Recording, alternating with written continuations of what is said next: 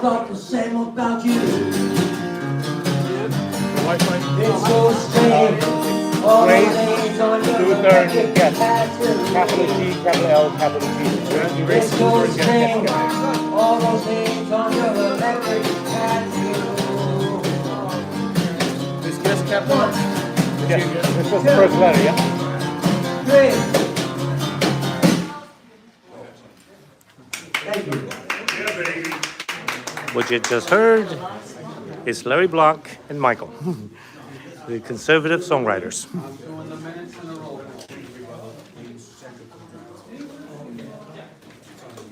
Welcome to the Central Queens Republican Club. Currently 7:17. We'll start the meeting at 7:30. During the meantime, we are giving you some entertainment. Is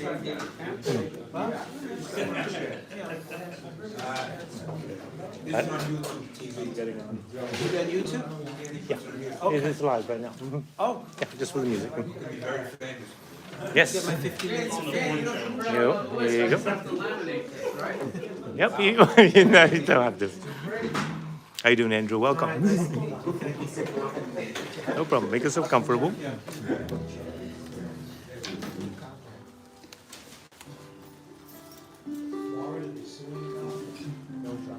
You in? It's trying.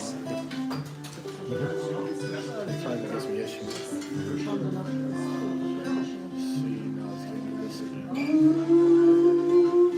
The city streets are jumping. Can't you hear my heart is stomping? And I tell myself, this can't be real. All the things I see, Right, yeah? What, burn? all the things that I feel. Yeah? Well, if I could have my way in the city, I would stay in those New York City streets where I belong. There's no mountains, hills, or plains, but it's flowing through my veins in those New York City streets where I belong. No, I don't get much a thrill looking out from country hills. It's so pretty, but for my city I would long. On the 22nd floor, you can see a whole lot more for those New York City streets where I belong. Some say that city life is the greed and sin. Well, listen, country boy, don't talk till you've been in New York City.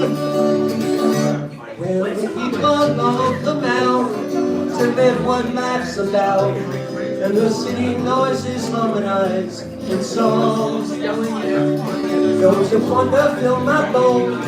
It's the place that I call home. In those New York City streets where I belong. Looking forward to your announcement. Take a plane, just get me to my town. Looking forward to your subway primary. And I don't care about the fare, just let me hear the sound of New York City. Well, if I could find my way in the city, I would stay in those New York City streets where I belong. It's a place I'd love to see, nowhere else I'd rather be, in those New York City streets where I belong. Can you give me a hand with the handicap there, doing some parts whereby I need to speak with something? Can I try Whatever you need me to do, I will do. No, just whenever you can just If you want to focus. go for a walk, I'll stay here. Go ahead. Okay, just, yeah. What? Did you watch So this is what the screen is, yeah. How long ago did you write that? This is great material, man. Do you have a business card? I do. I'd like to get you some work. it's very much appreciated. You know, it's hard with the clubs. Daniel's the only one who likes music. Out in Bayside, they have the Business Improvement District has like street stuff where like I don't mean to offend you. You're damn good too. The two of you would be perfect, but you are the niche of what works there. Two, folk guys that are, in their young 20s. You family oriented, love music. You would be good.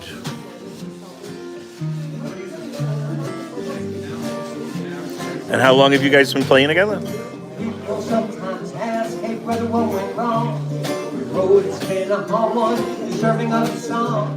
I was looking for a high note, looking for a rhyme. I was looking for the wrong time, looking in the wrong place. Oh, I'm looking in the wrong place. She walked into the room, she was ready to engage. Searching for some love and I was dreaming of the same. I was self-indulgent, must have lost my mind. I was looking in the wrong place for a long, long time.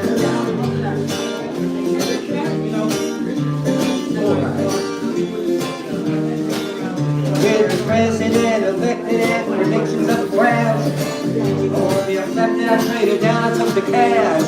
My friends, they made a fortune, I didn't make a dime. I was looking in the wrong place for a long, long time. Looking in the wrong place, tripping on the staircase. Going from no place, talking about nowhere, talking about. Well, I was looking in the wrong place.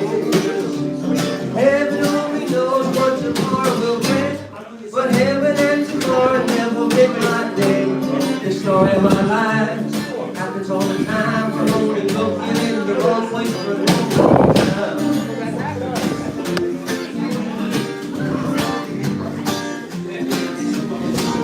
If you want a happy ending, the shape in the song. I'm praying nothing else will go wrong. It's twisting on me. Kicking my behind, looking in the wrong place for a long, long time. Let me just turn it off for now. Too close to him. I wanted to move back. No problem. Orientation is locked. Well, actually, you're okay. It says orientation is locked, so apparently you're still in the right direction. But that's kind of weird. Let's see. Both of them on the screen. Rotate device back. It says, okay. Put it back. Yeah.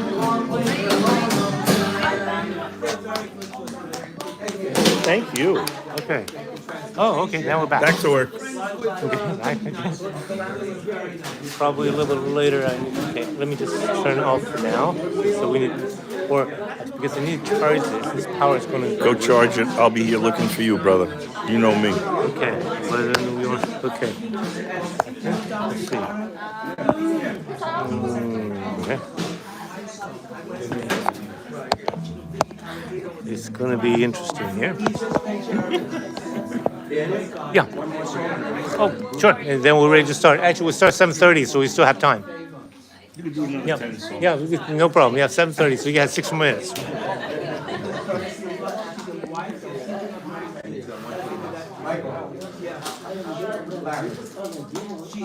Lay block. Yeah, lay block.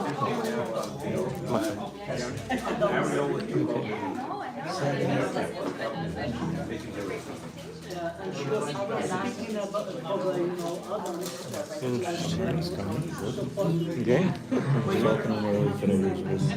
Okay. How do I get this back orientation wise? It's gonna look funny video wise.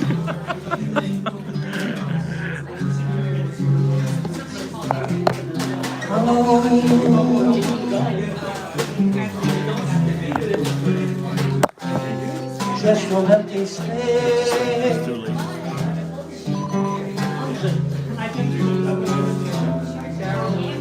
Hello.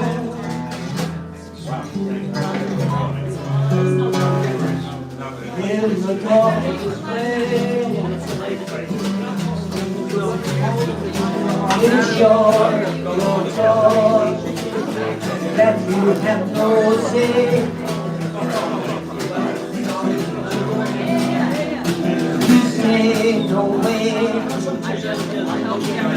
you see.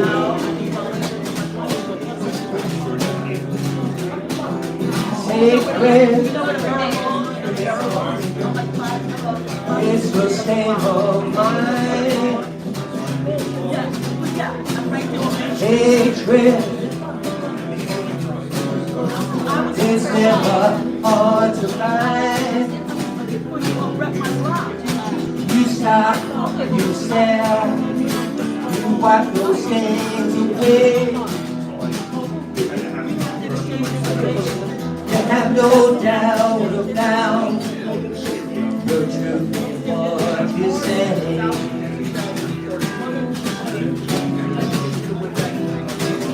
I know, I know, I know. There's no place to go. There's no place to go.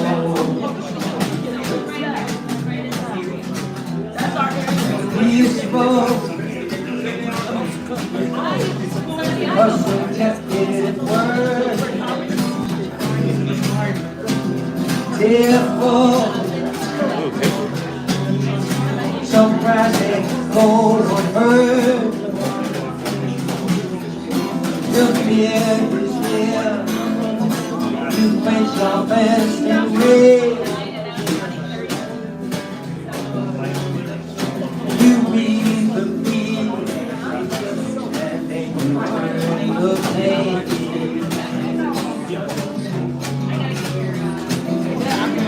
I know, I know, I know.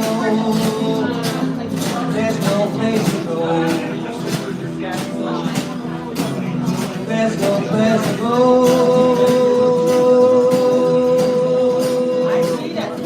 I can't believe it.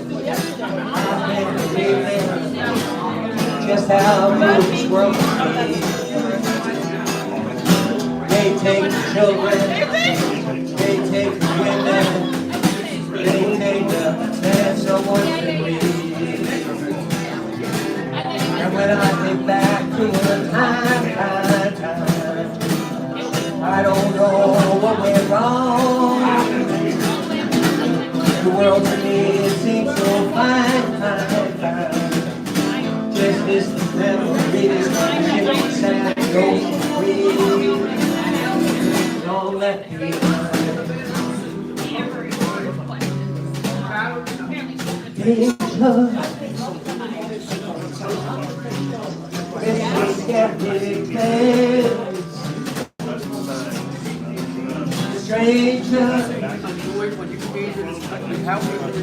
strangers have no faith.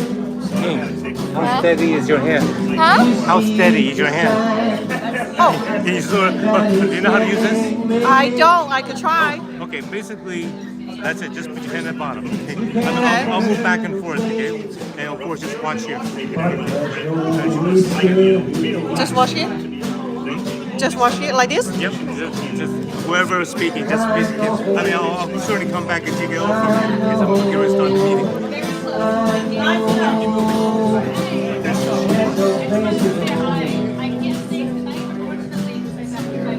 There's no place to go. There's no place to go. Okay. That's Michael Ruiz on the drum.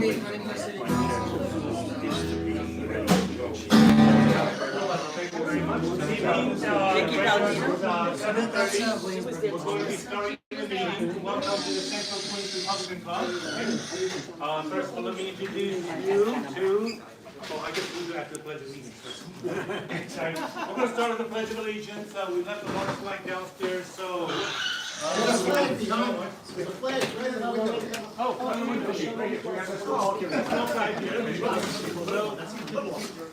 Let's see.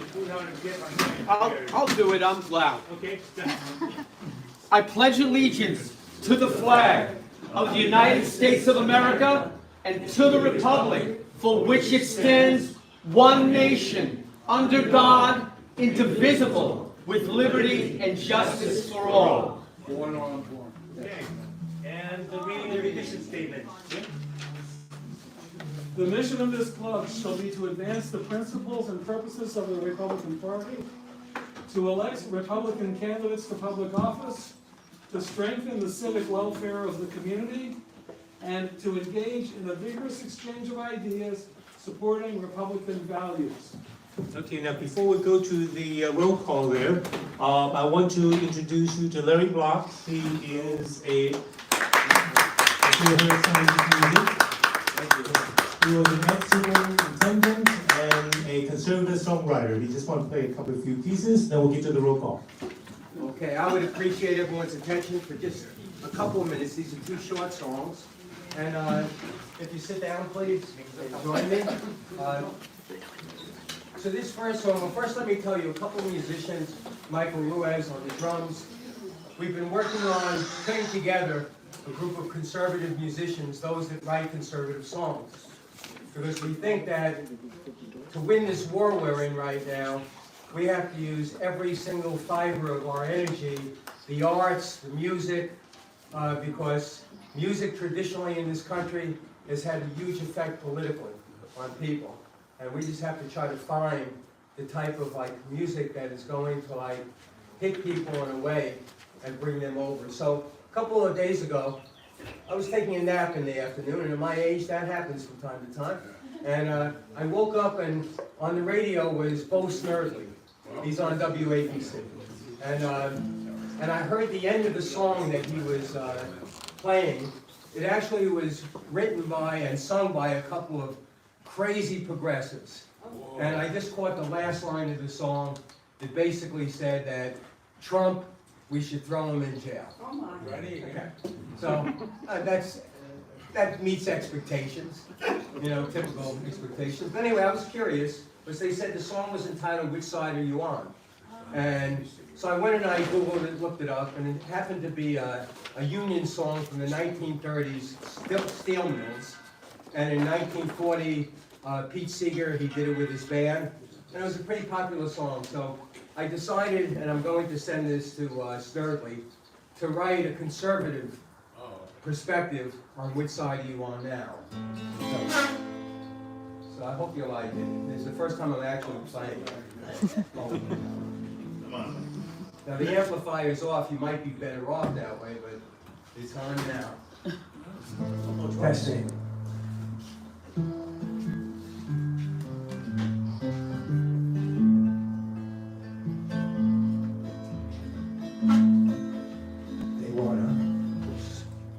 Sorry, I also tend to do this from time to time.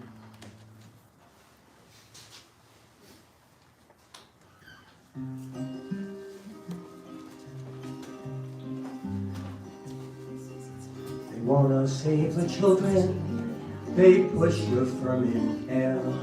They pump them up with hormones as the devil's time grows near. They mutilate, then it's much too late. An angel sheds a tear. Which side are you on now? Which side are you on? The Democrats, the fat cat rats, they shut deduction down. Ship the jobs, ignore the sobs, make fortunes out of town. The money goes to foreign lands, slave labor comes real cheap. Which side are you on now? Which side are you on? No law and order, hope and border was never meant this way. There's no vetting, no forgetting when people have no say. Read the lead and watch the feed, the victims are the prey. Which side are you on now? Which side are you on? The sun is setting, but words are spreading, the light will fill the dawn. We stand with our president, united we stand strong. The old ruling class can't kiss my ass if they can't see right from wrong. Which side are you on now? Which side are you on? Which side are you on now? Which side are you on?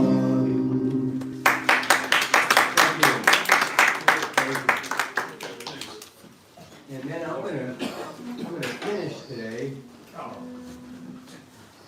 a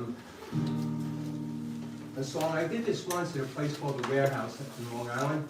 I don't know if you guys have ever been there, but it's an interesting place. The It's Patriot Warehouse? the American First Warehouse. Yeah, it's awesome. Yeah, it's a pretty awesome place. My happy place. It's like an airplane hangar and pictures of every Republican, and they have a lot of conservative activities that they do.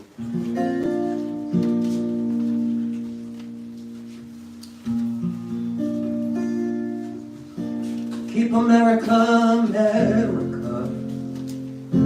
Keep America, America. The road is just around the bend. It's the beginning, not the end. Keep America, America. Keep America, America. Keep America, America. Together help the countrymen. We'll make it great again. Keep America, America. There are those who say nothing here is great. Their hearts are filled with anger and their minds with hate. But there's a truth to be told, and it's never too late. Keep America, America. Keep America, America. Keep America, America.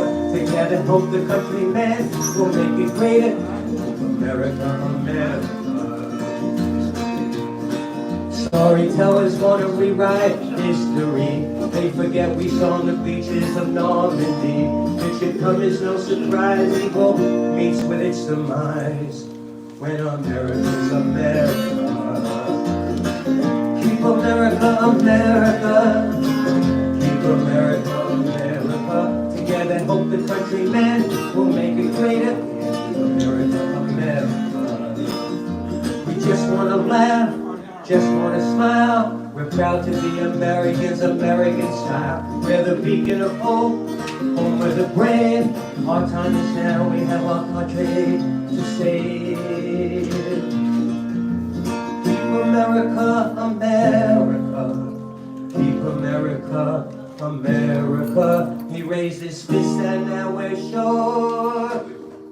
We know just what we're fighting for. To keep America, America. To keep America, America. To keep America, America.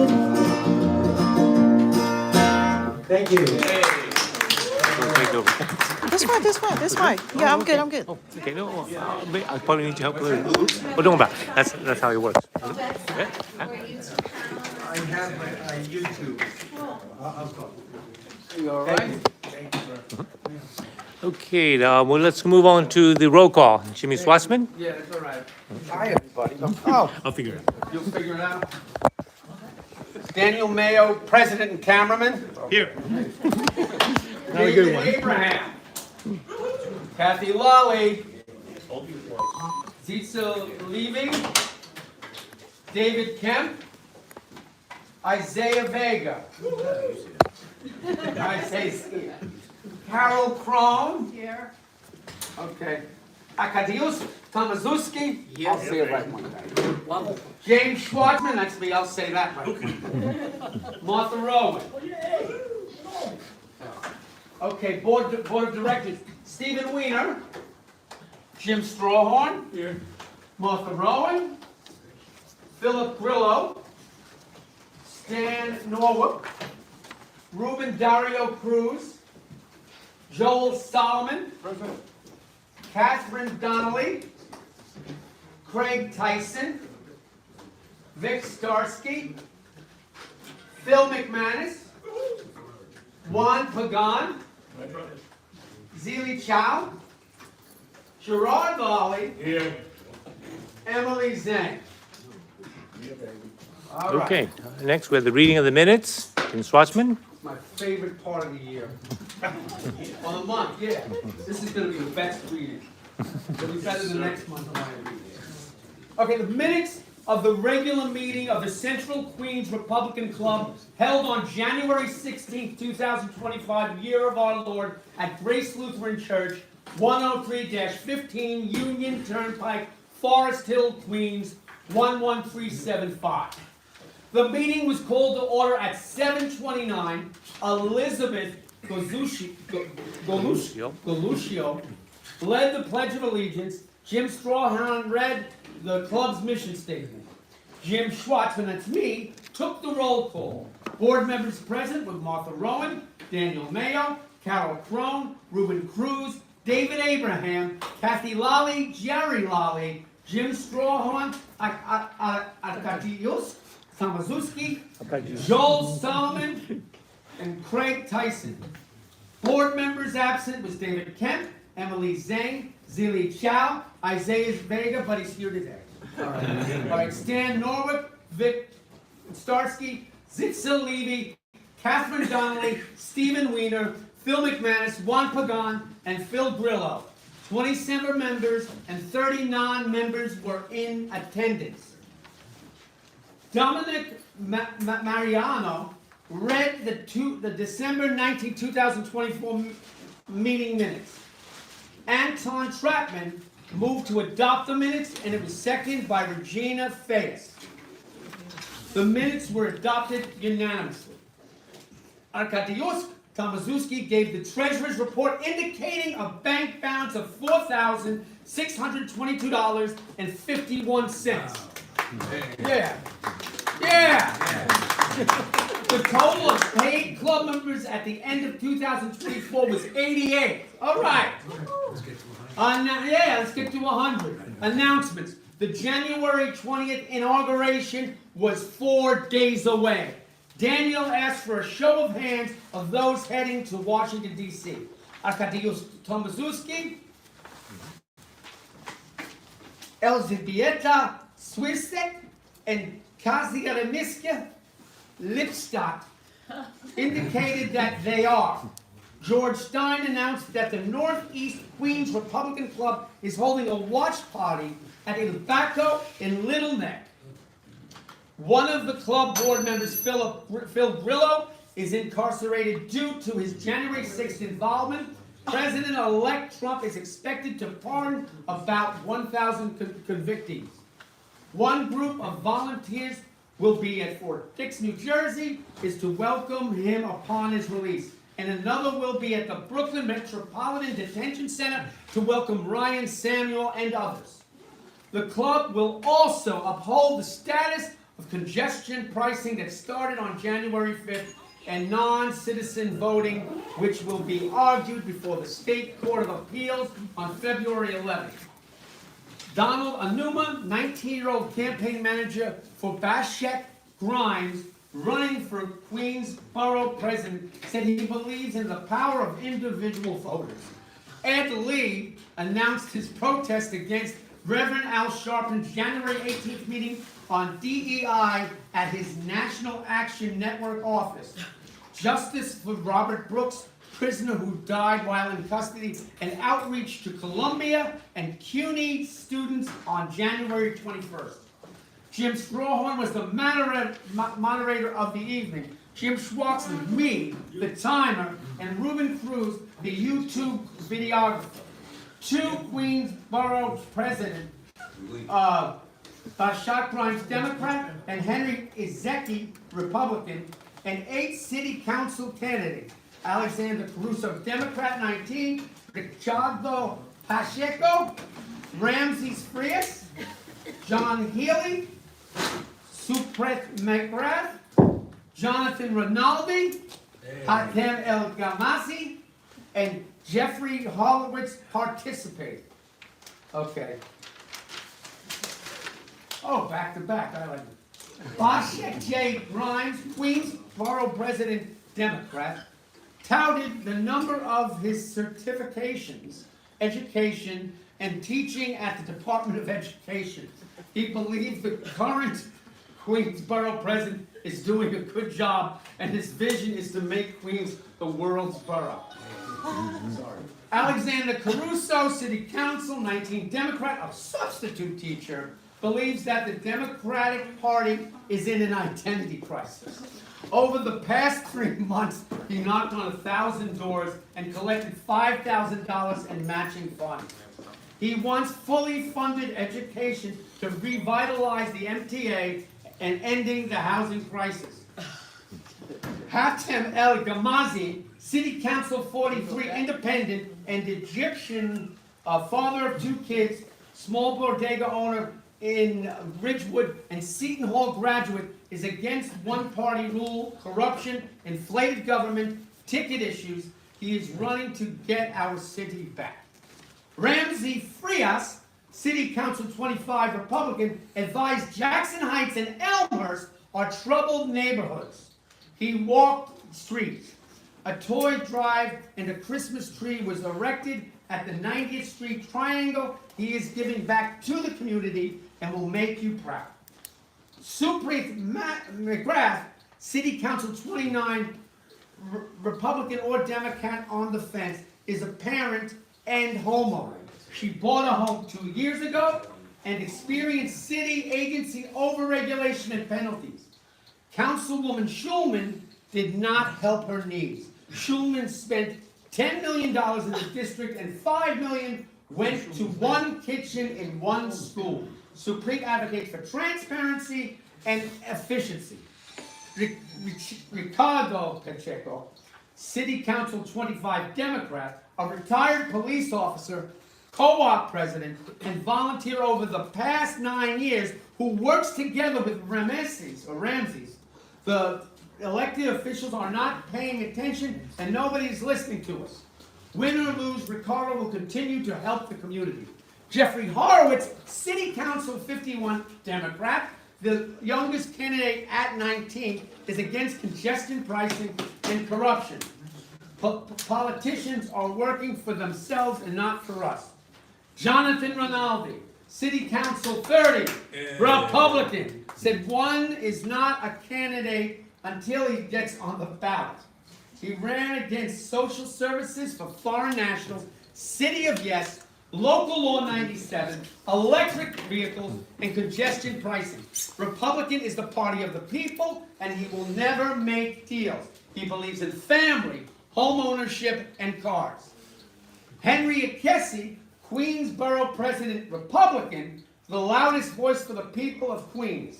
He wants safe streets, affordable housing, and a better education system. John Healy, City Council 26, Republican, President of the Sunnyside GOP Club, current Councilwoman Julie Wan is under the thumb of the real estate industry and landlords and neglected the northeast and northwest parts of her district. Migrant shelters, corruption, increased costs of housing due to the City of Yes crime.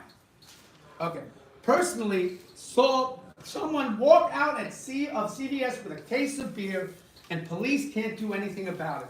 Businesses are hurting. He is speaking up, not wanting his neighborhood destroyed. George Stein asked candidates about the health care crisis and city transportation. John Ely answered that he noticed his commute time is 20 minutes longer from Queens to downtown.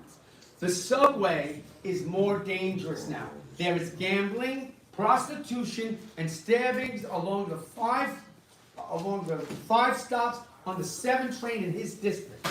Elmhurst Hospital is overwhelmed. Bashek Grimes advocates for self-sustaining neighborhoods with all services available locally. Alexander Caruso supports New York Health Act and believes congestion pricing does not impact Northeast Queens as much. Jeffrey Horowitz believes in universal health care for legal immigrants, and Staten Island transportation is fine. Hatem El Gamazi said the MTA is a disaster. He wants affordability and accountability. Ramses Frias works in Elmhurst Hospital for 7 years and saw firsthand its overrun. Supreet McGrath is against MTA fund mismanagement and $12 per diaper in OR. Ricardo Pacheco said the MTA is chaotic. His district will get a new soccer field and perhaps a casino, but no hospital. abolished the MTA, no tolls ever, reopened Creedmoor and sued Pfizer per Jonathan Rinaldi. Henry Ikezi said he is not a talker, he is a doer. It's all about doing. Joe Almy asked the candidates whether the city council should have more power than City Hall. Aaron Foldenauer asked when President Trump pardons January 6th next week. Should he pardon violent ones? All or with restrictions? All with restrictions? There's a question mark there. Mario Mastandrea asked about union-forced Medicare Advantage enrollment. Brandon Castro asked about human trafficking and prostitution. Kathy Lolly asked about the status of the incarcerated J6er Phil Grillo. The winner of the 50-50 round, yeah, let's applaud that, Phil. I had to rest my voice. Yes, you Yeah, I did it for Phil and me. The winner of the 50-50 raffle drawing was George Dine, who gave his tickets to Joan Xiaojing Zhu and Dr. Jeff Will, who in turn gave the 3250 winnings back to the club. The meetings ended at 9:28. The next meeting is February 20th. That's today. 2025. The club is to discuss petitioning and helping Republican and conservative candidates get on the ballot. Thank you very much. Good job, sir. Bravo! Are there any corrections or modifications in the minutes? No, sir. If so, I'll read it again. Seeing none, do I have a motion to adopt the minutes? Okay, Mrs. Regina, do I have a motion? Do I have a second? Yeah. Okay, second by Eric. Okay, all in favor says aye? Aye. All opposed? Good shot. Yes, our regular mayor. I see one name from Isaiah, so the motion has been adopted. As was stated in the minutes, of someone that's also a board member that's very important to us, has finally been released since that meeting we had back in January. Phil Grillo, I want to invite him up here. So Phil, would you like to say a few words?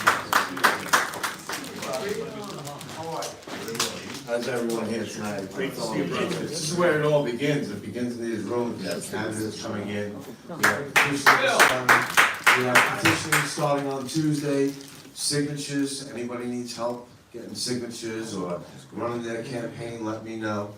I like to tell the story about prison, the good story about prison, the last day of prison. So I went to 6 different prisons in 45 days. It's called diesel therapy, where they break you. They take you from one spot, leave you there for a couple of days, pick you up, and bring you to another spot, all shackled up in a van. And anyway, so January 20th comes around, and I had gotten control of the TV room in prison. I finagled my way to make sure that I watched the inauguration the whole entire time. And so it's at 10 o'clock in the morning, we're watching the inauguration coming on, it's all getting ready. We had Fox News in the prison TV room. And during the inauguration, he didn't mention anyone from January 6th, and I was with other J6ers in prison. And we were all down in the dumps, especially because J.D. Vance, the week prior, said that not everyone's gonna get a pardon. And so we were all worried. We were all worried that it wasn't gonna happen. And then President Trump had his speech at the I forgot where it is. What's that? Capital One Arena. He gave another speech and a rally, and he was signing things. And he had all of the family members of the hostages from Israel right behind him. They were all in yellow. And we're just waiting. We're sitting there, we're glued to the TV, we're waiting for him to say something, and he said it. He said, as soon as I get out of here, I'm gonna go. And he called us hostages in front of the family members, the hostages from Israel. And we were all in shock. We were like, oh my God, he just did that? Like, we couldn't believe it. First, we couldn't believe that he was bashing Biden right in front of him. And So we're all, you know, I mean, the TV room was packed. It was something about this size, it was packed. The whole prison was watching. And, you know, it's something that I'll never forget. And so anyway, make a long story short, we're sitting there, we're not even going to chow. We're not even eating lunch, nothing. We're just glued to this TV. And around 8:30, he signed the executive order and said, I want them out tonight. Wow. So it's an experience that I don't think anyone will ever have again, watching their own pardon being signed. We were bugging out. We were like, what are we going to do? You know, like, we're going to go pack our stuff. You know, we're going to go pack our stuff. I didn't have much stuff. I gave everything that I had from commissary away to other prisoners. And within 40 minutes, they called my name and the other 5 January 6ers that I was in this particular prison with over the loudspeaker to come down to the office. I got up and I ran like I never ran before. I busted open the door to the CO's office. I didn't care anymore. And I, you know, stepped in, I'm ready to go, reporting is ordered, and 10 minutes later he opened the door to the prison and sent us to the administrative building. We were free to roam the prison. We were free to roam the prison, so we're in the backyard, you know, in the yard in between buildings and stuff like that. And the prisoners, they all love Trump, by the way. All the prisoners love Trump because of the First Step Act, which is where you can get early release or go into a halfway house for a longer period of time than 6 months after your sentence.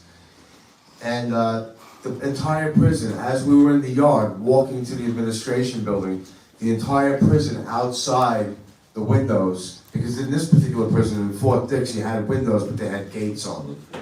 So they were all open, and the whole entire prison was chanting USA.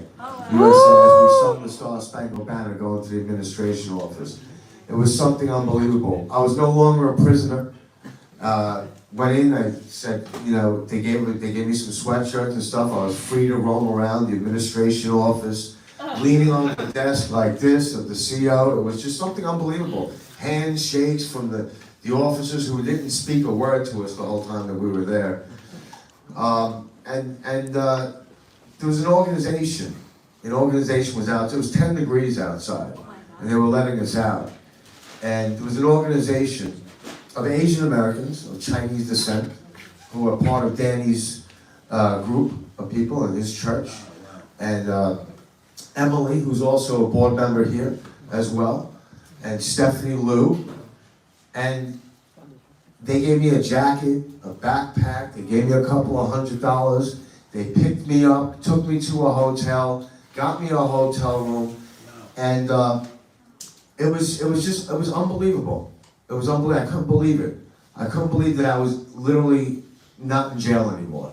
And we went, so there was other January 6ers from another part of the prison. We went to the hotel, we spent the whole night laughing and carrying on in the hotel lobby. And I had to get home to, you know, from Fort Dix, it's in Jersey, it's about 70 miles away from my doorstep. And a certain someone was on his way back from the inauguration and decided to pick me up. It was one of the greatest moments of my release. And that man who came in to get me was that man standing in the back, right, sitting in the back of the boat, right there, David Rem. Give him a round of applause. He came over to get me, exhausted, and made sure that I got home safe. Wow. And you know, the prison system is nowhere to be. I'm not even going to get so much as a parking ticket anymore. You know, and I'd like to thank Danny. And I'd like to thank Danny for the many. In one of the prisons that I was in, I was allowed to have a text messaging device. And I don't know who Steven is from the club. I don't know. He was texting me away. I was getting texts from Emily and people from the Central Queens Republican Club were texting me on this device. It made all the difference. The phone calls that I got, that I was giving out, the phone numbers that I got from Danny's group and everyone here, it was unbelievable. It made, I mean, the time was hard, but it made it that much easier, and I thank you for that, Danny. No problem. And the club also set up a GoFundMe page. We closed it last week, so the entire balance of $1,563.50. Thank you very much.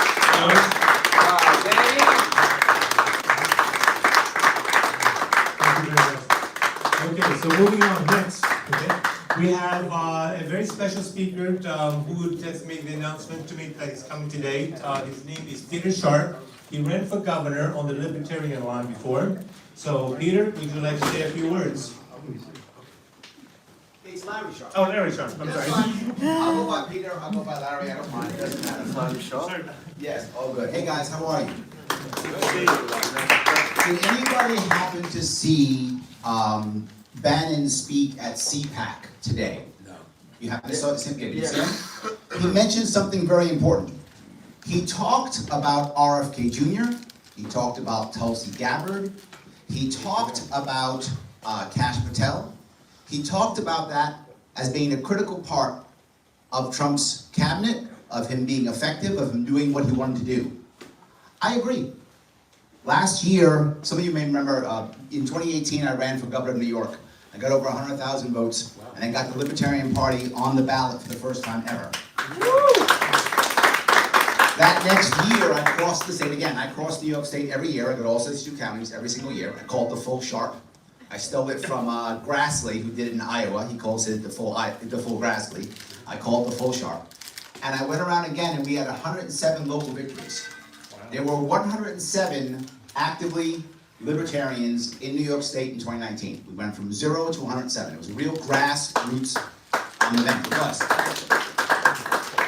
Then, King Cuomo, the second of his name, at that point, well now we have Queen Kathy, first of her name, but at that point we had King Cuomo, second of his name. He decided that can't go, and he changed all the rules, trashed everything, destroyed my party, I lost everything. Wow.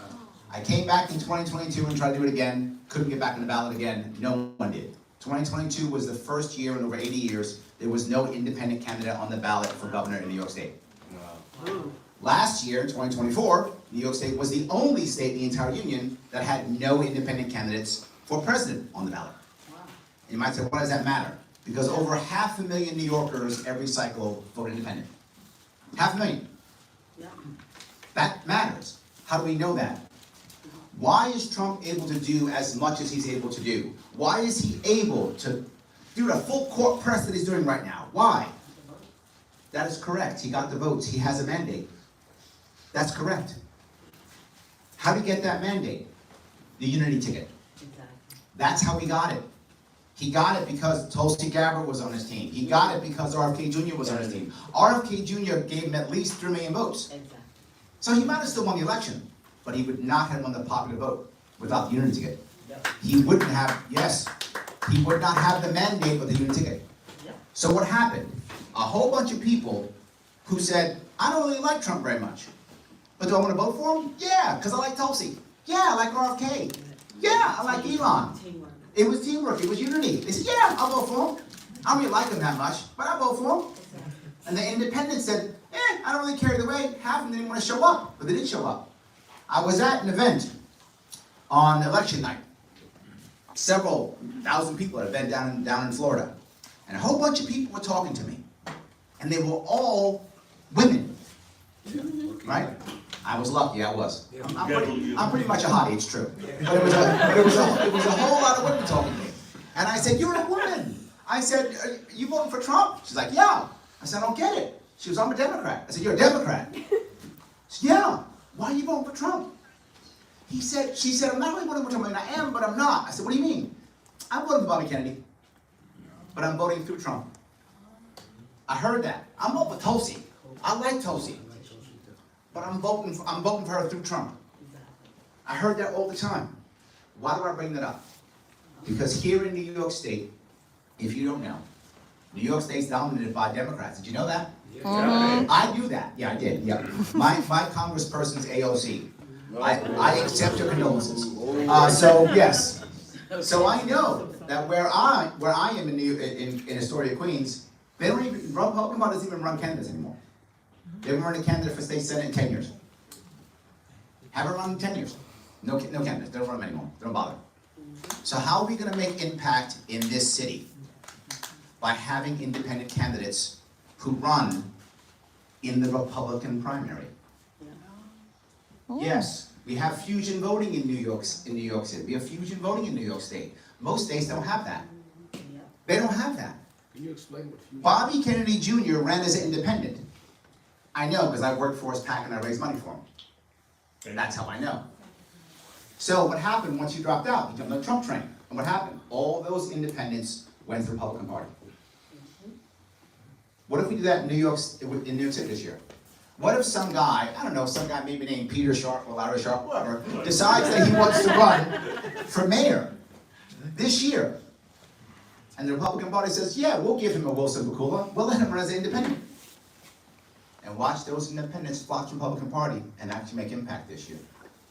And it's no longer a throwaway year like it has been for the past 20 years. Think about that.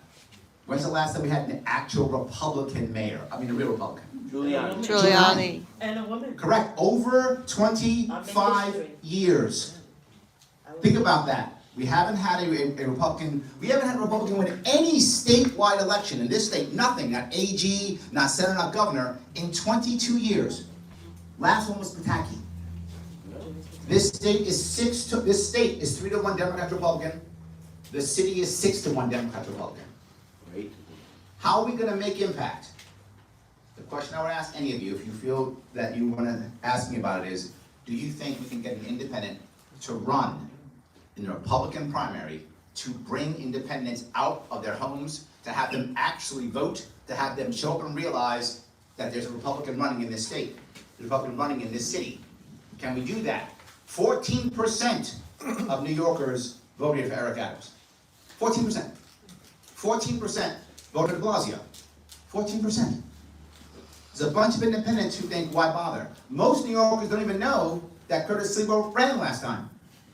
I mean, I like Curtis. He teases me all the time. He calls me Mr. Libertarian whenever he sees me. Yes, he's actually running again. I was He is, and most New Yorkers don't know. He quit his job. Yeah, and not only that, he asked me to back down. I said, I won't do that. No. Yes. I won't do that. But my point is, I want New Yorkers to know there's a choice. I want New Yorkers to know to stop. Don't sit home and watch Netflix. Don't sit out and hang out. Come on out. There's a chance it will make a difference. Independence want it to happen. I'm happy to take some quick questions. Does anybody care? Or think it's a good idea or a bad idea? I'm happy to take any questions either way. Great idea. Thank you, my friend. Anybody else have any comment, please? I have a good idea and one question. Please. Do you think we should focus on how to talk to people that are more left-leaning as right? 100%. Let me tell you how you do it. I know it because when I ran for governor, 25% of the people who voted for me were registered Democrats. Okay. I tell you how you do it. You don't focus on how to get there. You focus on the outcome that you want, and then have a policy. And I'll give you a good example. For those of you who know me, you know I made Joe Rogan in the day. I made Glenn Beck in the day. And why do these guys pick me? Why do they talk to me? Why do they put me on their podcast? Because I gave them ideas. Back in 2018, I was talking about the prison system, how to take care of our corrections officers. Our corrections officers who at that time, Cuomo wouldn't sign the contract. They went 3 years without a contract. The problems we're having now, with the same problems we had 7 years ago. I spoke about it back then. I used to visit prison. My father was a corrections officer at Rikers Island. So I actually would literally go and visit the prisons, talk to them, have a conversation. That problem was happening back then. I talked about how we can fix it. I talked about how to make money for the MTA. I said, why don't we, instead of having our bridges named after aristocracy, like Cuomo and Kennedy and that, let us lease naming rights, just like the stadiums. Make it the Google Bridge, do that instead. They'll pay us $100 million. It's a 16 million person metro area. They will bring tons of cash in. Once that happens, we control the bridge, but they pay for the maintenance. When that happens, why do we have tolls? No need for tolls. End the tolls, put money into the MTA. These are ideas I talked about back in 2018. I want to talk about them again. What we're talking about right now is other guy bad. I don't want other guy bad. We have ideas, they'll listen. We talk about the ideas, they'll listen. Yes, we have to get people on the left, single issue voters, to come to us. Someone whose issue is only the MTA, they'll vote for us. How do I know that? It happened with Trump. All the people who voted for Bobby Kennedy Jr., what do they care about? Medical freedom. That's why they voted Trump. Medical freedom. Single issue voters. Tulsi Gabbard, they wanted to end the wars, and they voted for Trump. We had Democrats who came over for single issues. So yes, that's how we do it. I have a question. Please. So with the Casamatides, the Nunziatos, and the Rendinos, that'll never happen. They will never give an independent to Wilson Procula. So, and everybody that's running with county, I'll tell you right now, you're perpetuating that disgusting corruption, and I'm gonna make y'all pay for that shit. And how do you think, without getting rid of the current Republican Party establishment, how are you ever, as an independent, getting out of Wilson Procula? Because that ain't, it's not happening. You have a valid point. Even Curtis Lee would too, by the way. Okay? You're not wrong. That's why I'm here talking to people, trying to get you guys to put the pressure on, because if you don't, it's not gonna happen. My other options, I run as an actual independent. You're right. And now if I run as an independent, what do I start doing? Now I'm taking votes away from you. Oh my God. If I run in the primary, I don't take votes away, plus with sole loser laws, I can't run as independent. I'm done. Unbelievable. But if I don't get the votes from Kula, then I gotta run as independent. Now I'm taking votes away from you. So you gotta help us take county Take out. county out. Or Let's just go. have them say Got it. yes. Never gonna happen. say yes. Never That's gonna my issue. I appreciate your honesty, my friend. I gave you honesty right back. Oh, I appreciate it. Yes. Any other questions or comments? Yeah, I had a question. Go ahead. I saw something on TV that there's more people leaning Republican now than Democrat when it was a big advantage. Do you think we're gonna have a massive switch in New York City? No, not at all. I know my neighbors. My neighbors are still hardcore. They still have Trump derangement syndrome. Their answer for every question is orange man bad. I know that because all they're doing still now is shaming. They're just mad, shame. It has not changed. So, are there more people being Republican? Yes. Are we all of a sudden have a massive exodus? No. The problem is most people in the city, you know them, you're their neighbors, your friends too. They've been told for 20, 30 years, Republicans are evil, Republicans are terrible, Republicans are horrible. They've been told that for 20, 30 years. They're not gonna change overnight. But will they vote for an independent? Yeah, because he's not a Republican, so now I can do that. They'll do that. Or they'll say, I'll vote for Curtis Lewa, but I'm really voting for Larry Sharpe. They'll do that, just like RFK Jr. They voted for RFK Jr., but through Trump. That's what they'll do. Go ahead. How many seats you think we're gonna flip this year? Seats for what? Which seats? City council. 0. I don't think any. The city's still solidly, the city's 6-1. 8-1. Is it 8-1 now? Something like that. There we go, yeah. Some parts. Yeah, so you mentioned briefly about the fusion. New York's one of the few states. Maybe you could elaborate a little bit on that? Fusion voting means that as long as the major party agrees, you can actually have more than one line. You can be conservative party, often we'll have a Republican in a line, so it'll be a Republican and a conservative. But imagine if a Republican, conservative, independent. Right now, becoming an independent is virtually impossible. Those who don't know, Lee Zeldin tried to do it in 2022. He was, was a sitting congressman, was the Republican nominee, and could not get an independent line. It was impossible. I raised $500,000 when I ran last year. Diane saw it just. I couldn't get it. Diane Sayre was not challenged. The reason why she didn't make it either. She did it. No, she didn't. She wasn't challenged. She was on the ballot. Yes, because she wasn't challenged. The rule is, it is called prima facie, which means if no one challenges you, you are on. Yeah, I get it. The reason why she wasn't challenged because she didn't have a ballot access run. I know Diane personally. Diane, her run did not give her ballot access. So they didn't care. No one challenged her. But they challenged the other people because we all get a ballot access line. She ran for senator, no ballot access line in New York State. Governor and president, ballot access line in New York State. So we got challenged, and we get challenged, that's when you lose. That's why, but she didn't make it either. I'm not being mean. No, I'm trying to Yes, speak, because but no it's one my challenged. turn. You are taking so much time. Oh, I'm sorry, Be respectful. Am I done? I didn't realize. No, you have, you have. Last question. It's nice to see you again, by the way. I saw you at the Sunnyside GOP Club. Yeah. So with the petitioning starting next week, it starts on the 25th. You wouldn't have very much time. What would happen if you don't get on the primary? Are you going to Independents start in April. No, if I'm unable to get into the primary, if I don't think it's gonna happen, I may not run. It depends. I mean, because I could get easily. I've already done it before. I got like 70,000 signatures before last time I could do it. I have enough libertarians in the city that I can do it. The question is, I need to make the impact. I don't want to run to run. I want to run to make impact. If I can't make impact, I'll just keep working. The independent line starts in April petitioning. Yeah. I'm saying if he gets on the primary for him to collect it. We're very close, we're very good friends with Diane Sayre. Yes.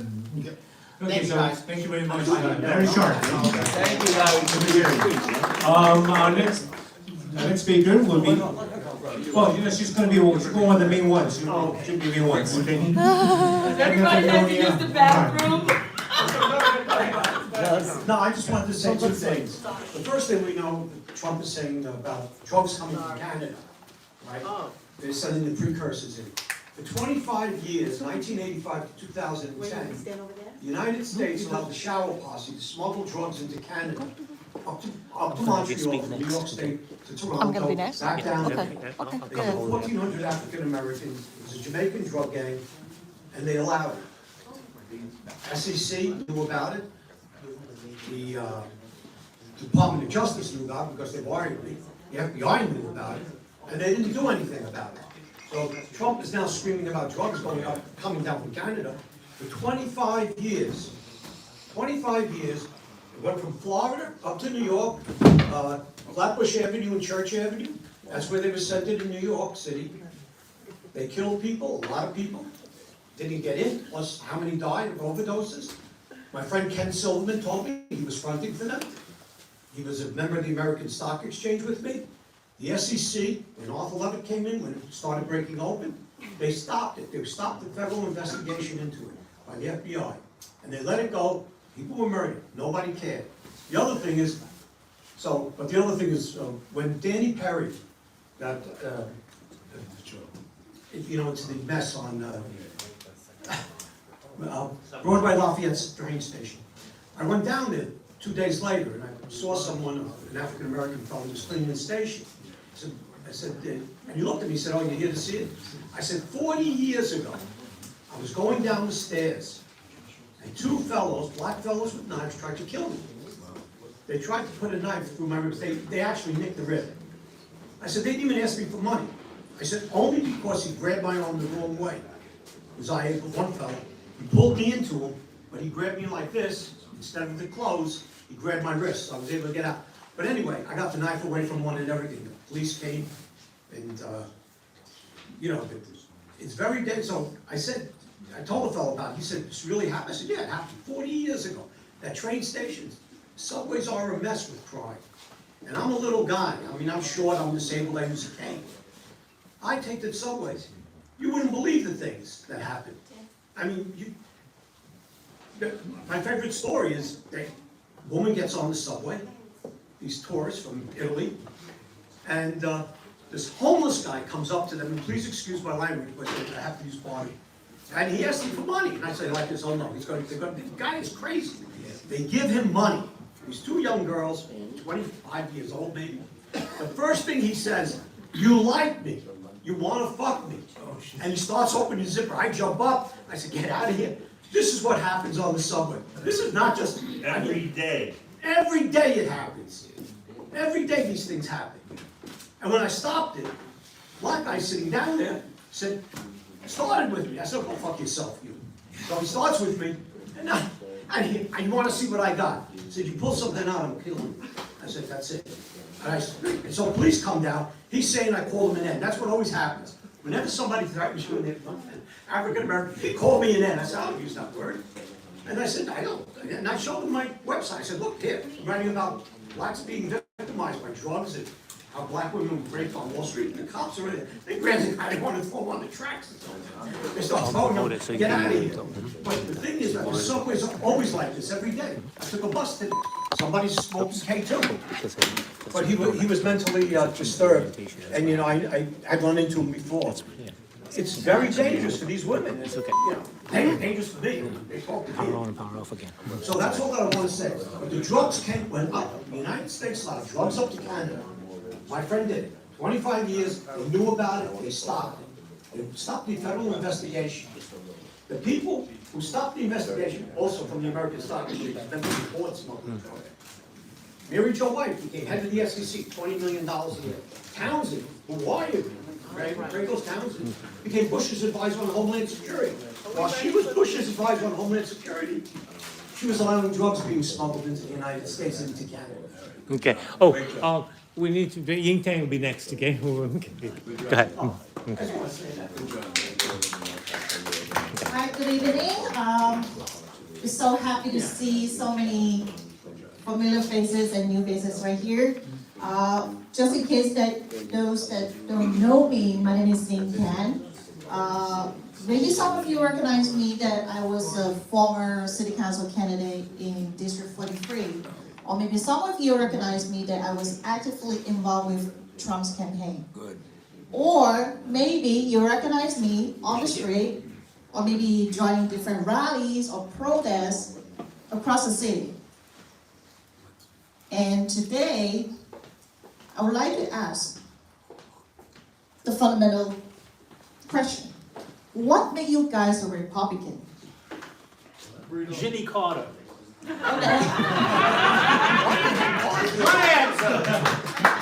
Okay, what else? Yes, sir. Rest in peace, Jimmy Carter. Oh, what reinforced it for me was the murder of my wife and the non-prosecution by Democratic. Wow. I'm sorry to hear that. Accept my condolences. I can imagine, No, but can you say something? But how, I I just can want to imagine say, how terrible that is. but just let me say something. Yeah, I'm waiting my It's turn not, patiently. it's not, the fire of the death can either gain this, or it can push you to do something new. And that's what drove me to come and ally with Isaiah and come to these things, because rather than sit there, there needs to be a Your voice. change for the blood that's shed. Change the narrative. So that's why, Yes. that reinforced Definitely. my conservative. You know what, I want to say thank you, because you didn't have to share that information, because you didn't have to do it. And I want to say thank you. I've been waiting patiently for my turn, I know you're itching to find out. I will make it short, don't worry. But I have to be patient. She's one of the panel, but she just wants to thank you. Thank you, sir. God is good to you. And you're Yeah. strong, it'll make you stronger. I appreciate you. So as a Republican, I think most of us, we share the same values. Oh, yes, sir. I became Republican because another voice needs to emerge in the conversation. Because we're all on the internet. Does anyone ever see a Democratic Party event? Come and meet our people, join our club, be part of our organization. Has anybody ever seen one? The wonderful thing is I get to hang out with people like this. I am a member of like 6 or 7 Republican clubs. I stopped going out at night other than cool groups like this. And this guy is the best. This Yeah, he is the man best. has the most people like to come in here and embarrass yourself and be a complete idiot, and everybody will say, okay, you got to say what you like to do. These other groups don't open the door for every person. So picture, I'm the doorman at Whitestone. They've never let me speak there. I've spoken at every other Republican club. No, it's okay. But the concept that I feel that is being ignored, that I have to say, has anyone ever heard of Queens Village Republican Club? Yeah, sure. And the Yes. gentleman who runs that. Joe Kincannon is doing it the right way. There are more vacant seats in Queens County of county members of the Republican Party multiple times than people that are active. So if you want to get this thing in gear and you want to go take out Mr. Nunziata, you want to take out whoever you want to take out, fill the seats, you get it. But if you're just going to sit in a room and say how terrible things are and not motivate people to get involved, to be the county person, stop complaining, do the work. That is the issue, and that's what I see, because Whitestone was nothing. This room was nothing. How many of these rooms, when nothing, are now surging with energy and love, and people that want to do something besides criticize? They want to have something forward. They want to have something real for their families. Family values. These Democrats, they're just out to burn us. By the way, I love you. Her too, she's okay. Yes. So what made me join the Republican Party? So when I started voting, when I was, young, my father said, we're in New York, you have to be a Democrat, right? And then when I lost my job and realized my religious freedoms, my life changed, right? We got shut down, I busted my ass working, and then for that I got fired. So that made me finally join the Republican Party and actually use my own voice and say that my voice is gonna matter. Amen. Are you working? Do you have another job? After that, what happened? What happened Well, next after that? it's been an ugly ride. I went back to the demons that So you went back, but you let me know what not to do and what to do, It's, you know, work, basically. whatever, but I just know, I know how to do it, you know? And so you're still there? My question to you. Subbing, yeah. You're a teacher? Sub-para. Oh, me too. We'll do it with something. I'm trying to get to the mic. Well, we'll be going, that'll be next, that'll be next. That'll be next. So, as a Republican, most of the candidates, they always carry out policies like law and order, parents' right, or maybe for personal liberty and individual liberty and personal responsibility, such like that. But I have another question for you guys. As a Republican, have you ever thought about how can you join the movement to grow the party? Have everyone in this room think about this? How can we grow the party? And have you ever involved in this movement? Primaries. I'll tell you how I grow it. Voting, I'll tell you how I grow it. Right. Everywhere I go with my friends, I invite them all to the meetings. It's I'm not just the growing meeting. one by Right. one. Many Get them people. started. You're right, but it's not just the meeting. But then first It's you not gotta your get turn them to speak, acclimated. wait. I will. So first of I all, want to answer her. Wait. this gentleman just mentioned that many people decided Be to polite. join political Hold on for a clubs. second. I just want to say something to you. Yes. Be polite. It's not just Raise the hands if you meeting. want to speak too. It's not, can I speak for a second? You're a clown. We're teamwork. He just said it, teamwork makes the dream work. And And a that's fascist. not happened. No disrespect to you, because I've been here Okay, patient go for ahead, 5 go hours. ahead, go ahead. Getting I've been interrupted. in Boston for 30 some odd years. About, let me let you know, it's the voters. I can't stand here and talk about myself. I have to talk about the community that I connect with. That got the is mic. I don't even know what the she main said here. source here is the community. I have done so much research. I write for Trump, actually. I wrote a 500 program for Congress. I'm the leader. I don't follow them, they follow me. But I'm in that, I'm on a pantry line, an Asian person's been like this. Wait a minute, you're not supposed to be here. I think you're a snooty politician. I said, no, I am. What are you doing in the bottles? I said, that extra $10, help me with food. But I'm allowing you to talk, but we need to talk about the voters, the real issues in New York City, and that's the reason why I'm running for mayor. Even Curtis Lee would ask me, can you back down a little bit? I said, why? Mayor Eric Adams came to me in Walmart, city secretary. Can you back down? You know, my fiance said. Montell, we're gonna have the panel next, yeah. We're gonna interrupt you, you speak. Woman to woman? No problem. I just have to let something out. That's fine. That's I fine. appreciate you. Yes, so many of us, we join political clubs, we Thank you, run for guys. office. Why did you, sorry. I lost your whole question and all of that. Yeah. Can you repeat the question? Have you ever thought about how you can grow the party? Yes, I have. Absolutely. And I have grown the party. Right. There's no doubt about that. So there's a lot of things. Maybe you spread the conservative voters to your neighbors, get them to the political club, run for office. Maybe you register new voters. There's a lot of things we've been doing. That's why I'm here today to share you some of my experiences on how I get involved with politics. God bless you. Yeah, I'm gonna make a pretty this one. No, you go ahead. So in year 2020, if anyone here realized that we have censorship on the social media, we have conservative voices being silenced on social media. That sounds. And that time, there was a moment I thought about it. There's something that has to be done. I have to stop this. I have to fight for First Amendment rights. At that time, myself and my husband Kenny, we founded an Asian Republican Club, a social club where the people can talk freely. Yeah. Yes, God bless. So we can talk freely about our mind and the policies about our city and our country. Good job.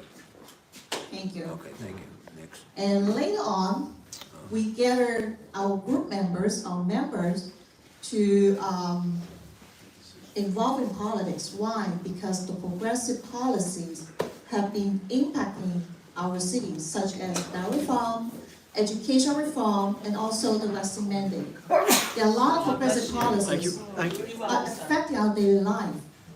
And that's why we started in modern politics. We started to volunteer campaigning for candidates because that was the only hope that we're thinking by electing Republican candidates that share our own values can indeed restore our city. Good. Thank you.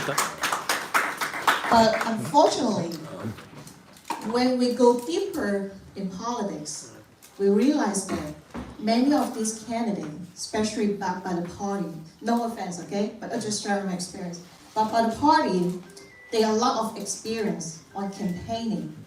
They don't have the force to do the groundwork.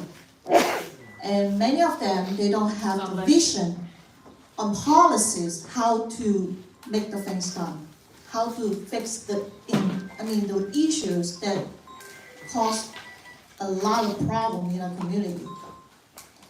And at that time, I think about it, what can I do for our city? And then I decided to run. I ran in 2023 for city council. And I was being very dedicated to my campaign. I won the primary, the strongest candidate we have in our county. Wow. And what I learned is, many candidates, they campaign just for campaign, but they don't know what else they can do besides like campaigning. When I was doing the campaigning, I was trying to share my values to the community and getting more conservative vote and getting more people registered as a Republican. And that's why I think this is one of the ways that we can also grow the party. You don't only run for campaign, but you're also getting more people to stand up with our values. This is what matters. And later on,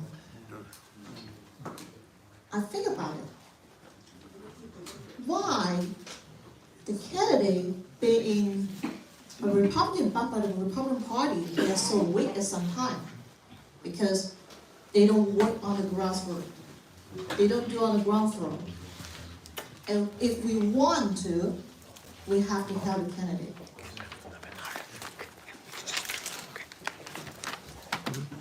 Okay, thank you. Yeah, so, trying to save save each other time. So last year, 2024, we have 10,000 more Republicans in Queens. Wow. Democrats at 20,000. Give them a hand. No. We did a bad job in growing the party in Queens. We did not spread our influence. We did not make enough friends. Telling people about our policy didn't do anything to Republican Party. But making friends, helping people, spreading how good we can make the society is, can grow the party. We found that there are lots of calls or some even Republicans asking people to switch the party. Those are rhinos. Don't listen to them. We grow the party very hard, very difficult, and we need to keep on the movement. We need to keep the momentum. So, ladies and gentlemen, please, we are starting Asian Republican Club in Queens next Tuesday. Hey. In Bayside, I will send out the information later, and Daniel has the information. Last one meeting we have in Brooklyn, up to 150 people already, and now we're looking to expand in Queens. Flushing area, Bayside area is actually an untouched area that we need to focus on. Asian people are untouched neighborhood.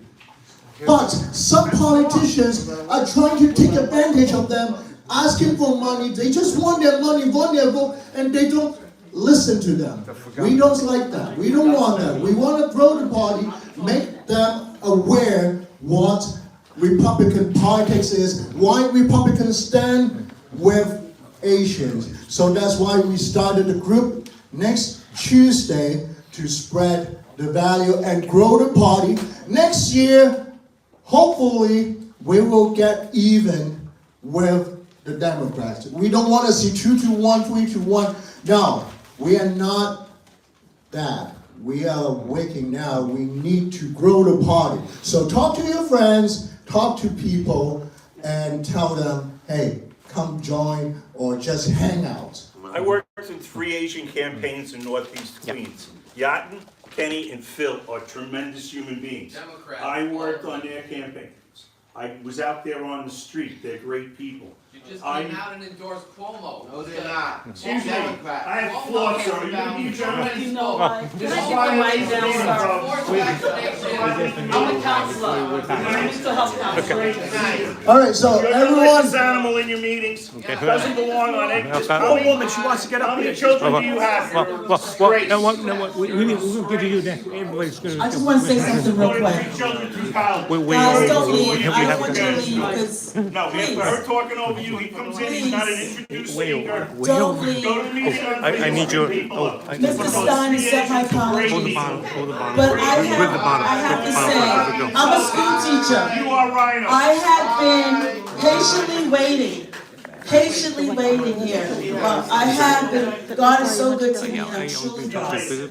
I have sitting here and patiently waiting for my turn. Yes, I know, hold on. Well, I just want to say something. The next time you have a meeting, and I hear you, let me hear me for a second. And I want to say something to you, yes, I can do that. The next time y'all have a meeting, you should tell me, Miss Moseley, this is your time. I have to say, yesterday I was with the Republican Club on Myrtle Avenue. They gave me my time, but they told me to wait. I said, you know what? That's fair. When it was my turn, I went in and I did what I had to do.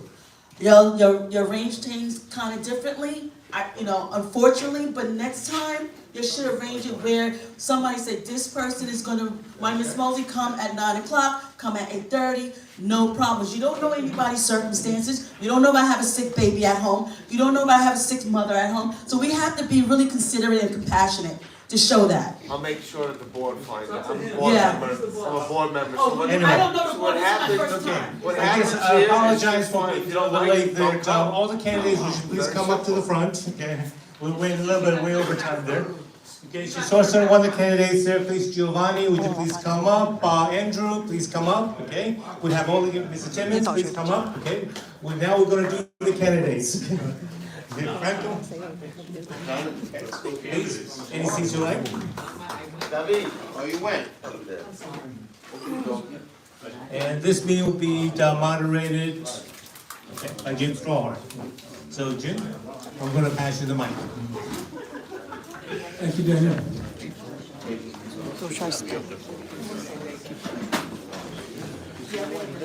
So tonight we have a handful of candidates. We have one for, this is Can my I call order, understanding. please, for the first time? Sorry.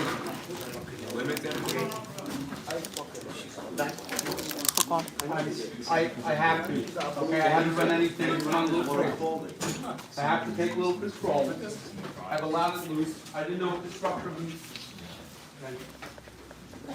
Okay, I'm gonna make one basic rule being the sergeant of arms here.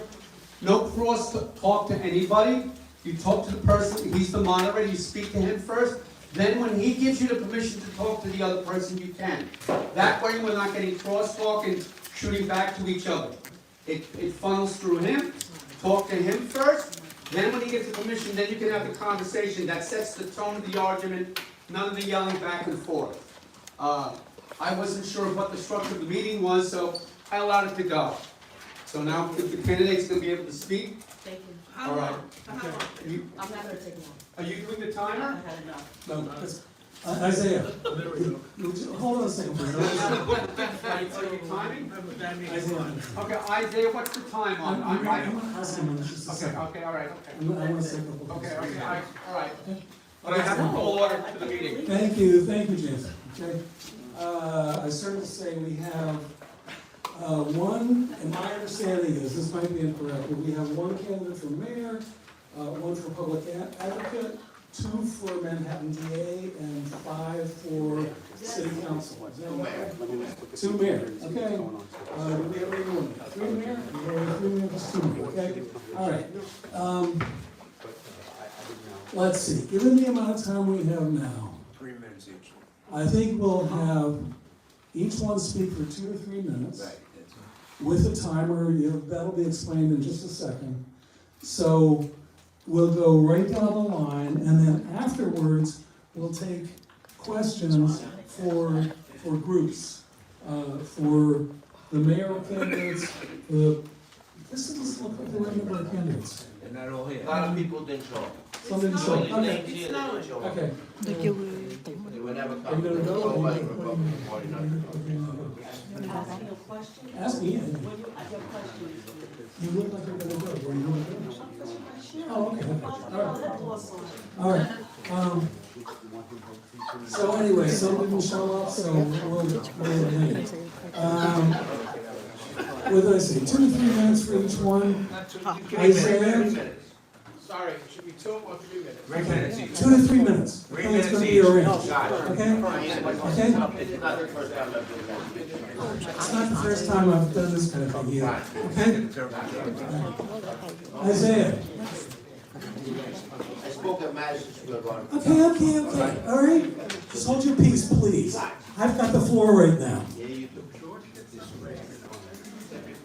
Isaiah's going to explain how timing is going to work, and it's going to be 2 to 3 minutes. So, good evening, everyone. We've done this before. Hello to all the candidates. Thank you for coming out tonight. Stop snowing, but thank you for braving to let us be here. I will give everyone 3 minutes to speak, and then at the 1 minute mark, I will say, at the 2 minute mark, I'll say 2 minutes. At the 1 minute mark, I'll say, when you have 1 minute left, say 1 minute. You have 30 seconds left. 30 seconds left. So, yeah. 1 minute left, 1 minute, 30 seconds left, 30 seconds, and then when time is up, time. And since I'm giving you all 3 minutes, I hope you can abide by the 3 minutes, and, let's get this flowing smoothly. So, our first candidate. Thank you very much. Thank you very much. So, I'm just going to go down this list in the order that I have it in the agenda. The first one I have on the list here is Montell Moseley, candidate for mayor. You want to come up here and, let's see. When we're done. Don't worry about it. Okay. Listen, I want you to say your name very loud and clear. Okay. I'm asking you to do this, okay? Okay, fine. I want you to say your name, your party affiliation, and what was the other thing? My telephone number? Your district. The office you're running for. People have heard it, okay? I want you to say it again, okay? Please welcome Montell Moseley. Thank you so much. Thank you so much. My name is Montell Moseley. I'm running for New York City mayoral Republican woman candidate. And I said Republican. You just said Republican. Everybody stop. Sorry. Start the timer again and let her speak. No, wait. I am the Sergeant of Arms, and I'm here to break the order of the meeting. Start the timer again and let her speak, okay? Go. It's my job to do that. All right. We didn't have these problems. I'm just telling you. I know you're telling me. I'm just reply to that? Nothing's getting done because I have to keep the structure of the meeting. That's my job. Okay, so please start the timer again and let her speak. Start it. Thank you all for being here today. My name is Montell C. Moseley, and I'm running for New York City mayoral Republican woman candidate. Thank you so much. I appreciate y'all. Good music, good argument, whatever. We're all good. We all love each other at the end of the day, right? Yeah. Okay. I am Montell C. Moseley. I am running for mayor of New York City because I possess the experience, passion, and leadership skills necessary to transform our city government into a high-performing entity that benefits all residents. As an African-American Republican, I am uniquely positioned to unite both parties, including the independent, where he's at, and address the numerous challenges our city faces. Our schools are underperforming. Economic projects are often irresponsible. And poor decisions making burden taxpayers with high costs. Public safety, city services must be significantly improved. I know that I can provide that type of leadership. That New York City has been lacking leadership that is defined by the ability to work with anyone and listen to all voices. My loyalty to the community, I will tirelessly work to improve the quality of life in all 5 boroughs. I will focus on lowering property taxes for senior citizens and low and middle income families. Making daycare affordable for working families of all income levels. Implementing a street cleaning program that will employ youth with juvenile records to prevent re-engagement with the gangs and the street gangs. Okay, I'm gonna have to rush. Protecting the elderly who should not be burdened by hard property taxes or their fixed income. I need an extra minute. I'm almost done. New York City needs leadership and support to address the many issues concerning voters. As an African American woman, I am deeply concerned about the American dollars and how it impacts our city. I will fight for real affordability and I need another minute. To lottery, I should get that minute. A lottery system that includes low and middle income families, I do not like to rush, streamline immigration application, the deportation of immigrants who have violated our laws, collaboration with union leaders, especially UFT Michael McGrew. If I run for mayor and I win, I will give up the mayoral control. My last sheet. Okay, I will reform the laws of sanctuary cities with the support of Congress. Strong gun violence, healthcare affordability, particularly for small business owners and for the mental health. Mandatory ESL classes and work requirements for illegal immigrants. I will protect the borders and stand against dangerous policies, such VIP treatment of cartel members. This city is not a freebie. It's a city of demand, leadership, accountability. Last sentence. Accountability. Okay, all right. So I'm sorry. Thank you so much. I have so much information. Thank you, and I'm going to leave now. Sorry, I'm so sorry. God forgive me. I want God to forgive me. Okay, thank you very much. Thank you very much. Okay. I want you to say once more your name, affiliation, what you're running for, and how people can find you, how people can get in touch. I have a question. We don't care about Four items. Talk about it. Sorry. 4 items. It's valuable here. You can go on my website, www.voicevisionfuture.com. I'm trying to change the narrative, and I'm trying to change the perspective of New York City with my face. It's something different. I'm trying here. I have spoken to I have grassroots, and I came from a shelter. I came from domestic violence. So I'm sharing my story. I'm there. I'm right there. I hear mental illness ladies, they cry at night. I am right there. So I should have that extra. So how you can go back to what you said. I have worksheet. How do you expect to get on the ballot? Huh? How are you going to get on the ballot? No questions. No questions. Oh. Questions are Not after. yet. Hey, good job. With all due respect. If you can stay, No, please do. no. Okay, are you running for mayor? Okay, please get up. Please get up. Are you on this list? My name is David Brown. What? David Brown. Okay. Good job, please again, Montell. tell us your name, party affiliation, what you're running for. David Rem, running on the Republican line for mayor of New York City. I'm going to use my time to talk about the GOP county. Very important. Tony Annunziano, Queens GOP county. Michael Rendino in the Bronx GOP county. Andrea Casamatidis, Manhattan GOP county. They're all phonies. They all want, and they've all ran Democratic registered candidates for Republican seats. The gentleman, the obnoxious gentleman, George Stein, before he mentioned Yetim Chu. Yetim Chu was a Democrat candidate. She changed her party 2 weeks before she ran against Stavitsky. And now she just blasted the people that endorsed her. She blasted Curtis Sliwa, she blasted Vicky Palladino, and she blasted Tony Nunziano, who got her on the ticket by saying, Yetim Chu, by saying on X that bring on Cuomo to go against Curtis Sliwa. If that's not a slap in the face, I don't know what is. I don't want counties backing of me. I tried to run against AOC and went to county. I was naive. I said, I want your endorsement. They never gave it to me. I'm not disgruntled. I'm not mad. I'm just letting you people know that they run Democratic candidates.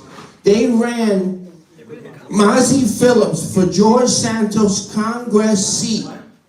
They ran Michael Saprioni, another Democrat. They petitioned, Tony Nunziano slapped the phone out of Cara Castro Noah's hand, who was the best candidate for Congress. And Tony Nunziano's name was on challenging Cara Castro Noah's signature. They are disgusting, all of them. I'm running for mayor of New York City. I'm going to run with Danny Mayo. Good. Oh. And I'm going to run with other candidates, and we're going to try to do it ourselves because county is full of shit. Tony Nunziano left 18 empty seats. He didn't run a Republican candidate. He let the Democrats win. So you guys, my mind was never once open to all the dirt that they do. Do your research and come to your own conclusions. Thank you very much. David Rem, Republican candidate, speaker for Donald Trump at Madison Square Garden, and I'm the real Republican. Yeah.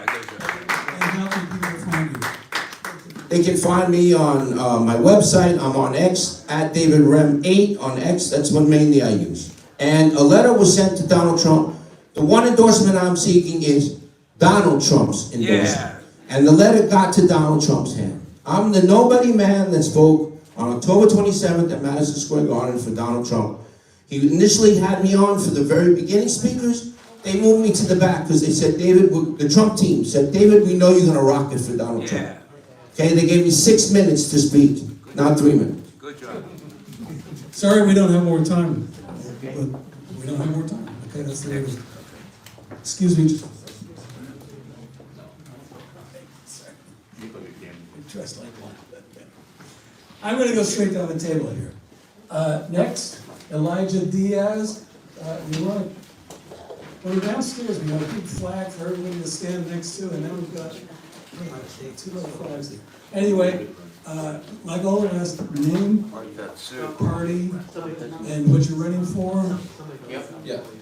Good evening, everyone. My name is Elijah Diaz. I'm running for City Council in District 45. A little fun fact about me, I'm actually the youngest candidate ever to run for City Council. How are you? Second to Rafael Espinal, who ran at 24 in Bushwick and won. I'm 22 years old, and I'm a Republican. And when I got into this venture, people said, oh, why are you running for Republican? You're never going to win. Run as a Democrat. I said, because I'm a Republican.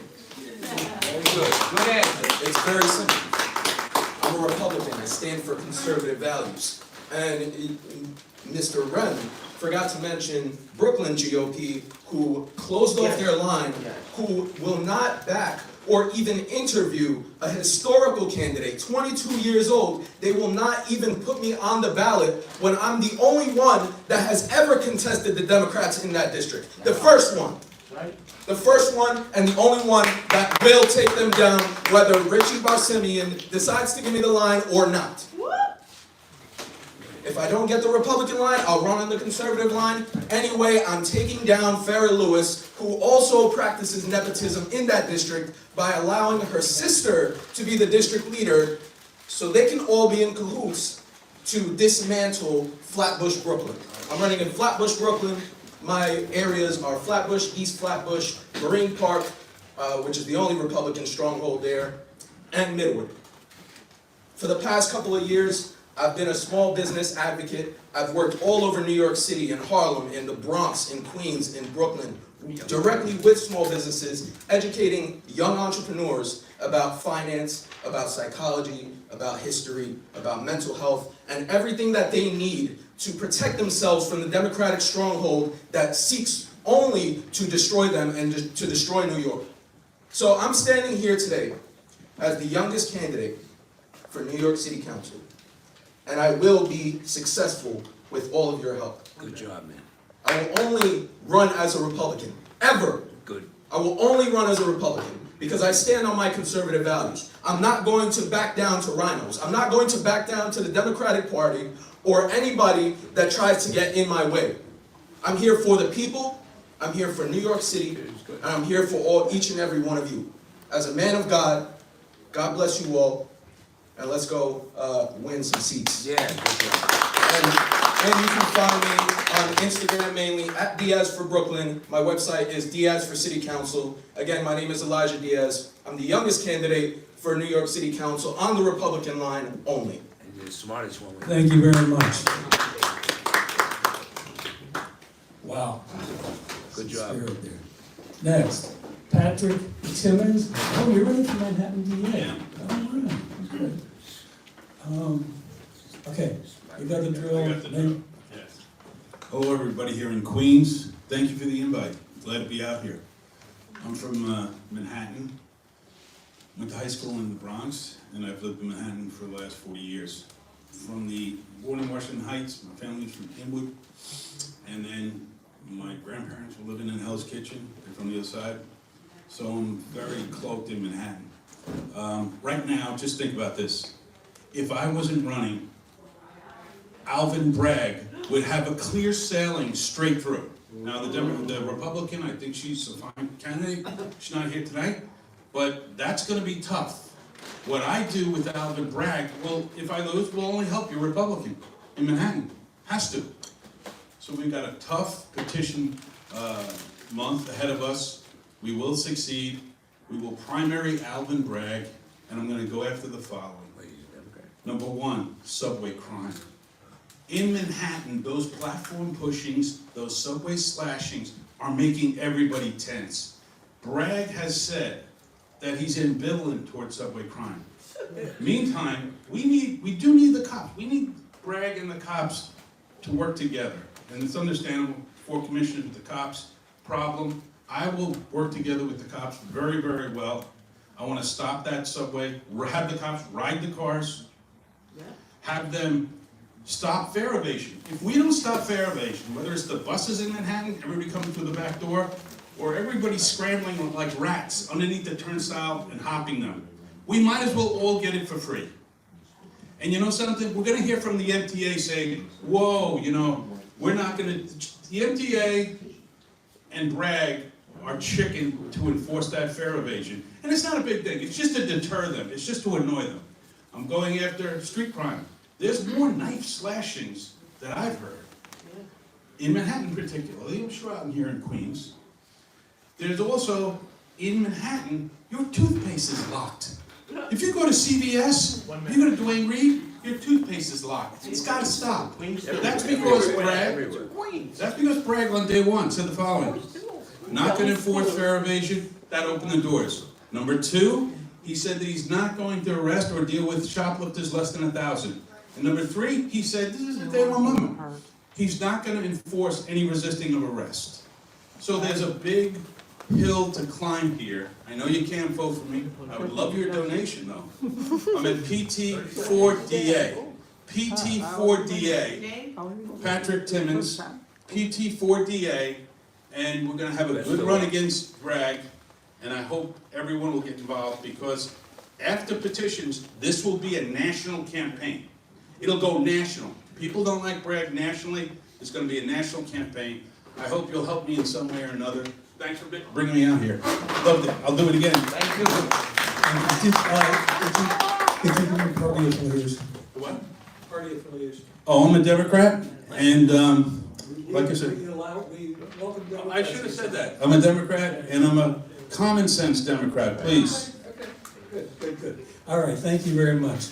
Okay, Next, Andrew Okuneff? Okuneff, okay? You're the city council? Okay, you might as well stay here. I mean, okay, we gotta get a flag next to you, okay? Again, repeat your name, party, and what's your name? Yes, my name is Andy Okuneff. I am running City Council District 54, Republican line, District 54, that's Williamsburg and Bushwick. And I'm getting a club off the ground a little bit, North Brooklyn Republican Club in Williamsburg. So really, I became politically active. I worked formally in the Trump campaign in 2016. Spent the last month of the campaign in Conshohocken, Pennsylvania. You know, fighting, battling, doing what I could. And when I fight, I win. When I fight, I win. In an informal capacity, I went to battleground states. I went to Detroit, I went to Madison, I went to Milwaukee, I went to Atlanta multiple times, I went to Allentown and Bethlehem multiple times, went to Philadelphia multiple times. And this is something where I know that if I'm in the race, if I'm fighting, I win. And that is something where Republicans, when we're united, we're together, we fight, we win. The messaging, we need to get our message across, because it may be that people think that it's easier to vote for Democrats. When you look at, who, ultimately people are born, people die, the categories, independent voters, Republican voters, non-voters, Democratic voters, three of them similar category, Republican, independent, and non-voters. The Democratic reality is that it's hardest to be a Democrat, and that isn't a message that we're getting across. That's not something people see, where the casualty rate of Democrats is higher than it is of Republicans and of non-voters.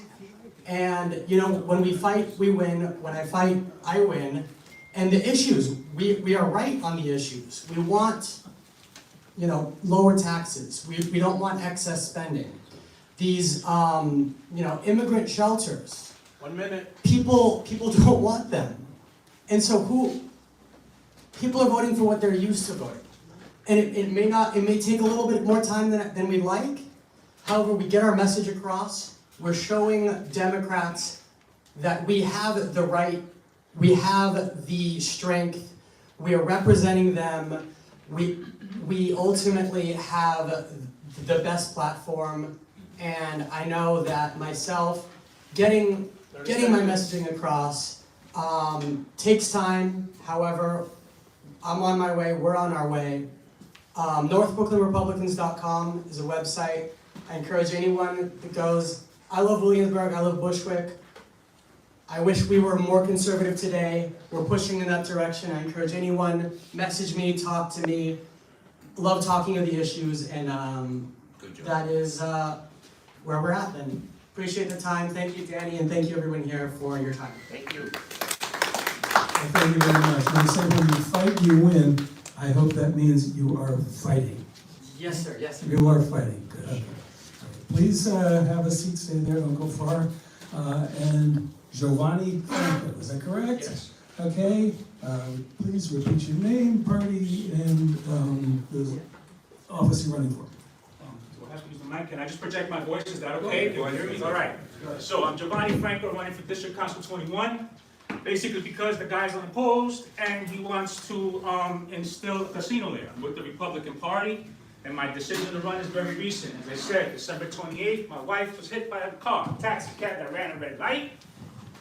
And it's not going to be prosecuted by the DA, and they find no crime in a guy committing a crime. Therefore, this inspired a fire within me. I spoke to my friend Isaiah there, and he said, you know what, take that fire and burn bad things down. So here we are. I decided to meet with several different party members, come up with a plan, especially with Isaiah Vega, and we decided, you know what, we're going to run you against Moya in District 21, and we need to prevent that casino from going up. And I said, okay, what else in that district? Because I'm a civil servant for over 10 years working for the Department of Parks and Recreation. I still work there, so I can't really talk too much about it, but I service the entire borough of Queens. And in that area, what I've noticed is that a lot of our high crime areas are adjacent to parks and also adjacent to schools. And I know that right now, because of the immigration policy, actually immigration enforcement, the narrative is that we shouldn't do this, but in actuality, things have to be fixed. So what's going on is that a lot of the children in that area have a negative view of law enforcement, have a negative view of any type of professions, and have no reason to put their roots within the United States. Therefore, I would like to also include different programs within the schools, such as larger career days, spanning not just into local businesses, but businesses of law enforcement, to actually show kids that, yeah, you know what, it's okay to become a cop. It's okay to stay here and go to college. It's okay to put your money back here and stay within the state. So these were things that I discussed, and kind of other people kind of pushed me into like just doing something different. Now, like I said, I have a fire within me because what I sense in this room when everybody interrupting each other, I sense a high amount of frustration. Yeah. I sense people have lost faith. And it's funny because you have this up there, written by a man that was in prison, and instilling something into a disciple to say, look, keep these teachings alive. And that's what we have right now. And so we're hearing about the GOP, we're hearing about different things where people are frustrated and desiring a change. So whether this goes through or not, I want to see change now, because things have to happen. We're sitting in a place where crime is okay. When you can kill a woman, pick it up, take out, and it's not prosecuted, and a person did commit a crime by running a light, and you telling me it's TLC, we got problems. When you can take a train and get slashed, and the guy gets out the next day, we have problems. And what I sense is frustration amongst all of you, because you know there's problems, but nothing's being done because nobody's listening. So I'm here to listen, and that's my piece. Thank you very much. Okay, if you folks could all stay here. We have time for some questions. And my thought when, hold on a second, please. Okay, basically we have three groups, but in some groups we only have one person. Dan, you want to fill the question? Arkady, please comment. Yes, my name is Arkady Tomaszewski. I used to run for the city council. And, you know, your question is for? It would be general for. Okay, I want to do first the mayoral candidate, and then the DA candidate, and then the city council members. So, is it for city council members? It would be in general for everyone. That means I want to ask about if you have any material about your campaign, for example, flyer or any. I'm going to ask them all that. I'm going to ask them all to say that. Kathy, I want to speak after the candidate. you want to say something after the candidates? Okay. Please remind me, okay? Does anybody have a question for Dan? David. David? David. Okay, for David. Phil has a question. You have a question for David? For David? Yeah. Okay. You want to say it loud? Or you want? So, David, by the way, you have me on your team, on your side, no matter what. Thank you, Phil. To the end. We're going to try to get you on the ballot. We're probably going to get you on the ballot. My question to you is, how does God motivate you in your quest to be mayor? I know that that's a big part of your life, that Jesus is a big part of your life. Is that a factor in why the reason that you're running for mayor? Thank you. Isaiah, can you do the same thing for the answers, 2 to 3 minutes? Well, thank you for your question. And yes, Jesus is a major factor. And that was the reason why when I spoke, when Donald chose me to speak at Madison Square Garden, he knew he was talking to a man of God. And I'll never forget for the rest of my life, whether I become mayor or I just drift out into my own happiness, what his father did for myself. My mother, in 1974, 50 years ago, 51 years ago today, when my father dropped dead of a major heart attack, and Donald Trump's father stepped up and paid for our 3 tuitions. Private school. It's a private school, and Donald Trump's father was on the board of trustees, and I attended the school 18 years after Donald Trump, but his father was still there, because he cared for that. It's right here, Union Turnpike and Austin Street. And Q Forest, the Q Forest School. And I'll never forget that it impacted on my education. I sincerely believe that it impacted even in the genes, because I received a world-class education at Q Forest. The language at the time was Latin, not French, not Spanish, but Latin, just to give you an idea what type of school it was. And I forgot to mention that Curtis Lewa is a never-Trumper. He's not a real Republican. They all are never Trumpers. They never thought in a billion years that Donald Trump was going to win. All of those people that I mentioned, they're all rhinos. They were all Democratic candidates that the Republican, the dirty GOP Republican Party put them. They wouldn't back me or Phil or Jonathan or Brandon. Well, Brandon maybe they gave a little bit. But I don't want to be indebted to the GOP party. I don't want their endorsement. Again, Curtis Lewa, his wife, they're never Trumpers. 1 minute. And we're going to give it a shot. We're going to give it a real shot because I have to fire. Anybody that knows me knows that for the last 9 years, I've been an educational activist in New York. I've been to Albany, Washington. I fought for homeowners that they're having squatters. I fought against the transsexuals reading to our children, our minor children. I fought for closing the border.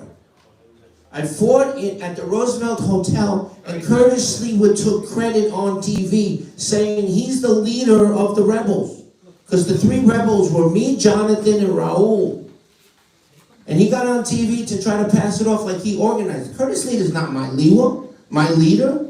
I've been to every borough, every important issue. Look me up, I have a website. Look up my issues and you'll see I'm the only mayoral candidate that has been active in New York City. Curtis Lewa is a pipe dream. He'll never win. I'm also fluent in Spanish. I can reach the Hispanic community in New York City. And my wife is a legal immigrant. We are for legal migration. And her children have been waiting 8 long years. 8 long years. They filed all the petitions, paid all the fees, been fingerprinted by the FBI. Curtis Lewa doesn't know the difference between legal migration and illegal migration. Okay, how can people get in touch with you? I'm on X. Mainly I use X, David Ram, number 8 on X, and I have business cards. If anyone wants a business card, I have them with me, and I have a website on there. And all of my videos from all my Jim Jordan hearings and all of that are going to be all posted up. And we're going to make a shot at this. Thank you, okay, thank you very much. Thank you very much. Okay. Nick, okay, rather than take another question for him, I want to do at least one question for our DA candidate, and then maybe a question for each of the city council members, and then we'll see how much time we have left. So, does anybody have a question for the DA candidate? Yeah, okay? Yeah, my name is Joe Aoni. Okay. My name is Joe Aoni. I ask you a question like our legal system. Our legal system, do you think our legal system has a problem? A lot of criminals, the judge, the lawyers, the police, they all use this legal system. Do you doubt about the legal system has a problem? Have you ever? Thank you, Giovanni. Do you want this? Yeah. Thank you, Giovanni. Yeah, there's a lot of problems with the system, no doubt about it. I've been trying cases in criminal courts, Bronx, Manhattan, Brooklyn, tried civil cases in all of them. There's judges who are biased, no doubt about it. Judges who want to go a certain way, and there's no doubt they're stone as hell, so you're not gonna get a lot of justice. Thank God for the jury system. Thank God we don't have to rely on judges. Thank God we have the jury system to make things right. But there are other situations that are problematic, like bail, early release, and the things we're seeing right now, particularly in Manhattan, in the subway crime. So there needs to be a lot of change. Thank you for bringing that up. It's going to start as soon as, if I can beat Bragg and beat the Republican, it's going to start right away, day one. There's 1,200 employees there. Everyone's going to be working hard. 300 ADAs, everyone's going to be working hard. They hardly have cases and trials in Manhattan anymore. And the 3 they had, Daniel Penny, total bust. He was acquitted, self-defense, he should have never been brought. The Donald Trump debacle, The Donald Trump debacle, the Bragg did not recommend any punishment. That's not heard of by district attorneys. They usually recommend punishment to the judge before he sentences. He said nothing. He's failing terribly. He has poor judgment. I just want a chance. PT for DA. Thank you, Johnny. Thank you very much. I just have a quick question. Right now, you're a DA? No, I'm a former Bronx district attorney. I teach at John Jay. Former what? I'm a former assistant DA from the Bronx. I live in Manhattan, of course, for a long time, and I teach at John Jay right now. I've been teaching at John Jay Criminal Justice for 21 years. Okay. Do you have a question for me real quick, please? Wait a second. And where can people find you? Okay. My website is PT4DA. PT4DA. Please go there. There's Instagram. There's all sorts of information. And let's go. Let's get Bragg out. Okay, hold on. I want to see if people have questions for the city council members, and then you can come back. Okay, so, does somebody have one question that each one of the city council candidates could answer? Yeah. Wait a second, we already. Question. Bernie, right? Kenneth. Sorry? Kenneth? Yes. All right, Kenneth. Yep, so I have a question for Elijah.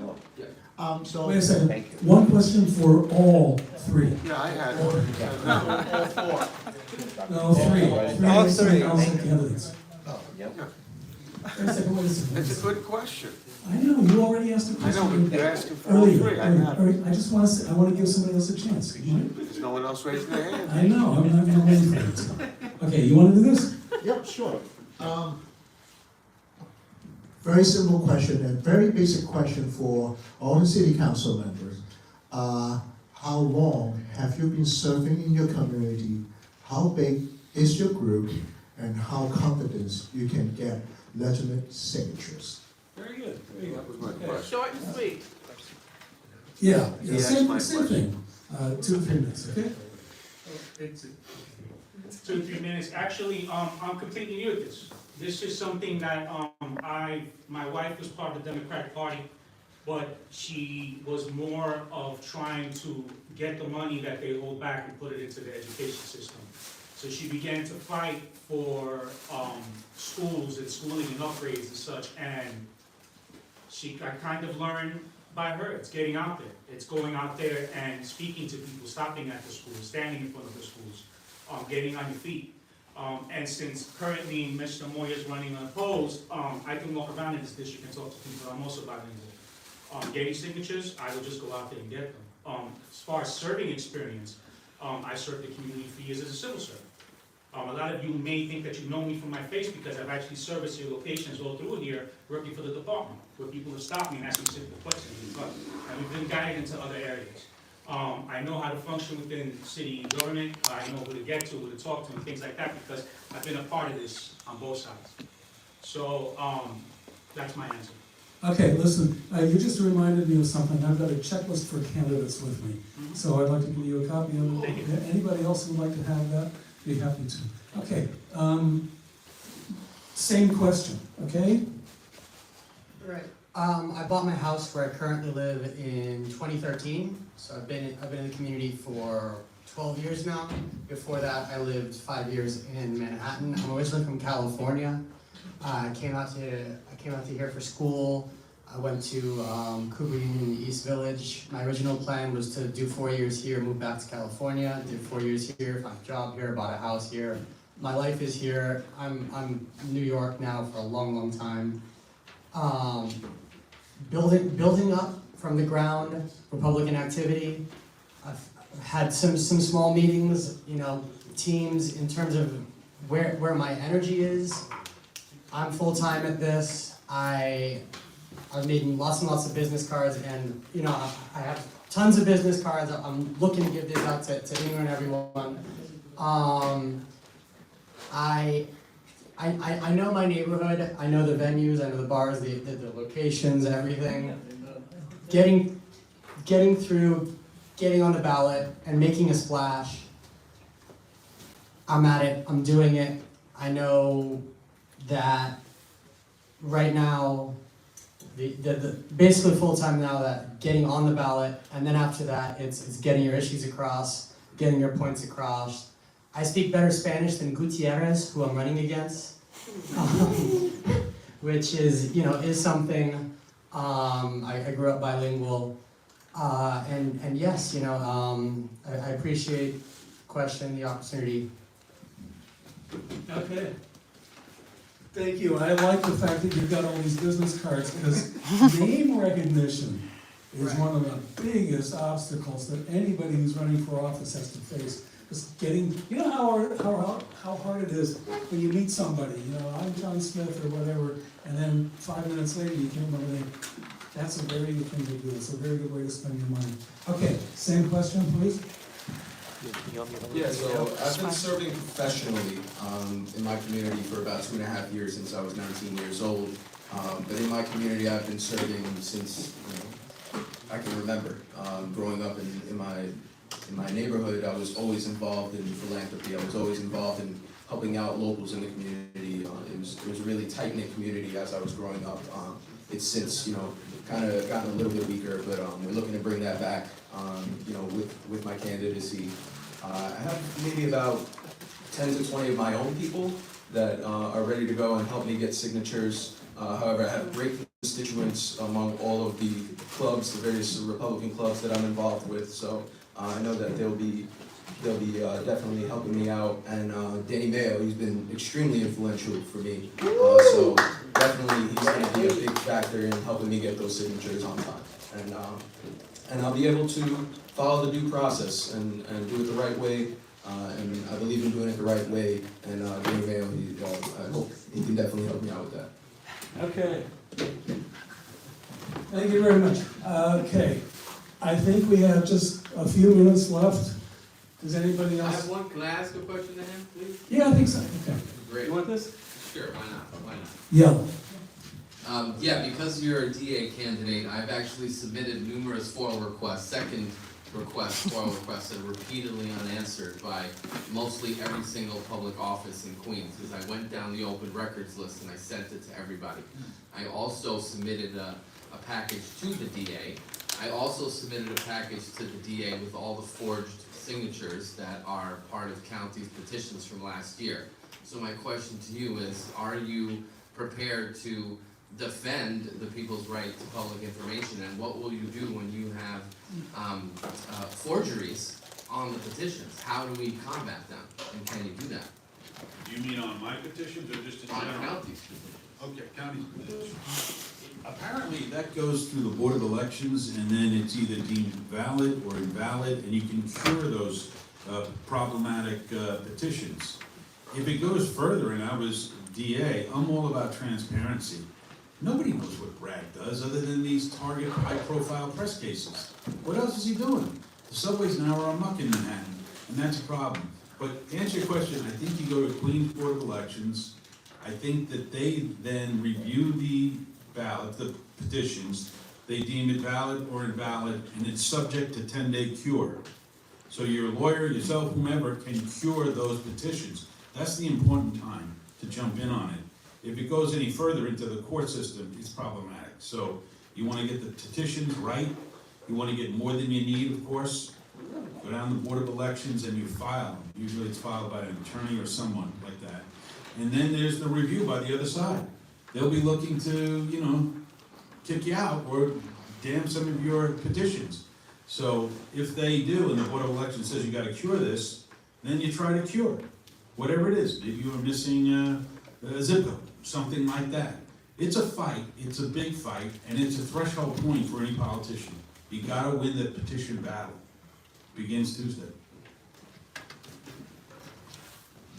Did that answer your, I thought your question was about FOIA requests. Well, he answered it. I mean, at the end of the day, is your petitions better be rock solid, and that's all I gotta say. But a FOIA request could be about anything, petitions, all different But I kinds asked of a things. ridiculously long question, so he answered it. Well, FOIA requests, if they're going to the DA, they have to be answered.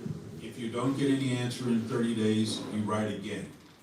If that doesn't happen, then you'll have to do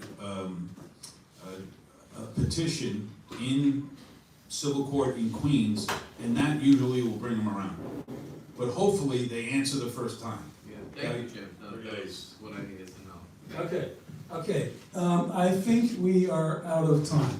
Listen, if anybody has more questions for the candidates. Aren't you running this time? I'm winning this time.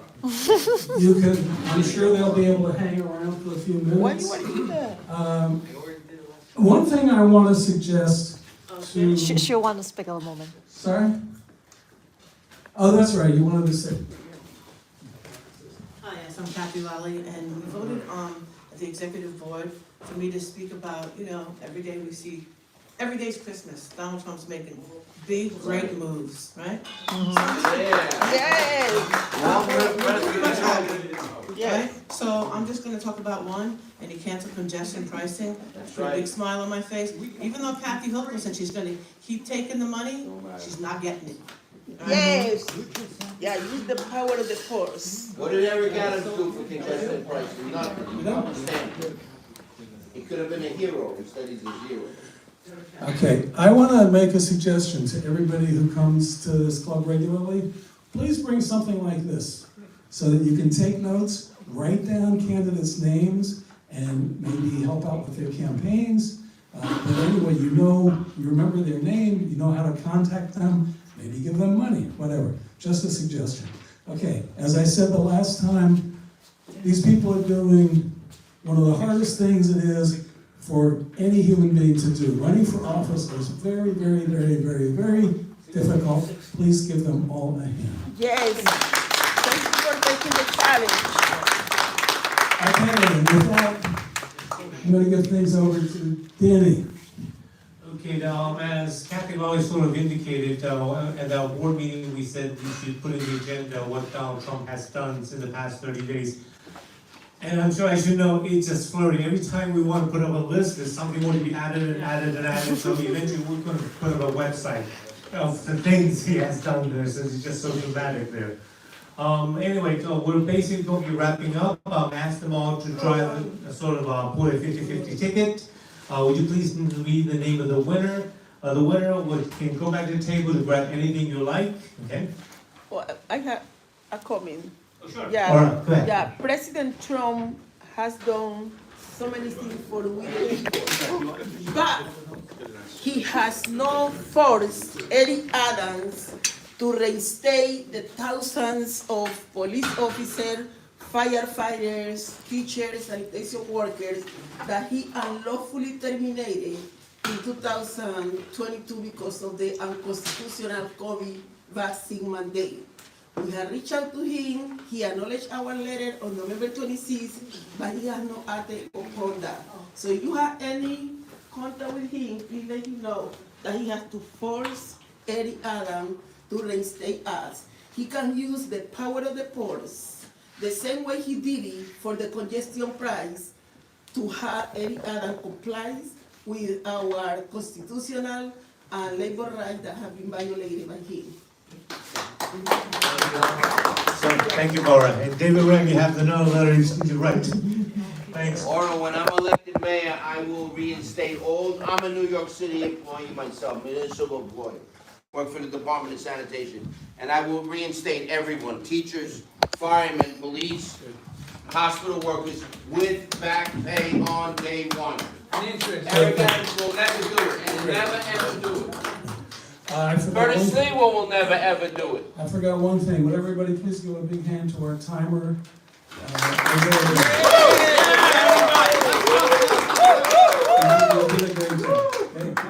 And also to our Sergeant at Arms, who did a great job. Okay, so will you please give the name of the ticket? Go ahead. Danny, I'll be honest, I can't jot this name. I re-gifted that. How about the number? Okay, the number. Oh, Joe, okay. Joe, okay, Joe? Yep, okay, yes. Anything you like on the table? This is kind of thing we're I have the same problem. It's tough to read. Looks like Dora, maybe. Oh, it's the same person, Joe. It's you again.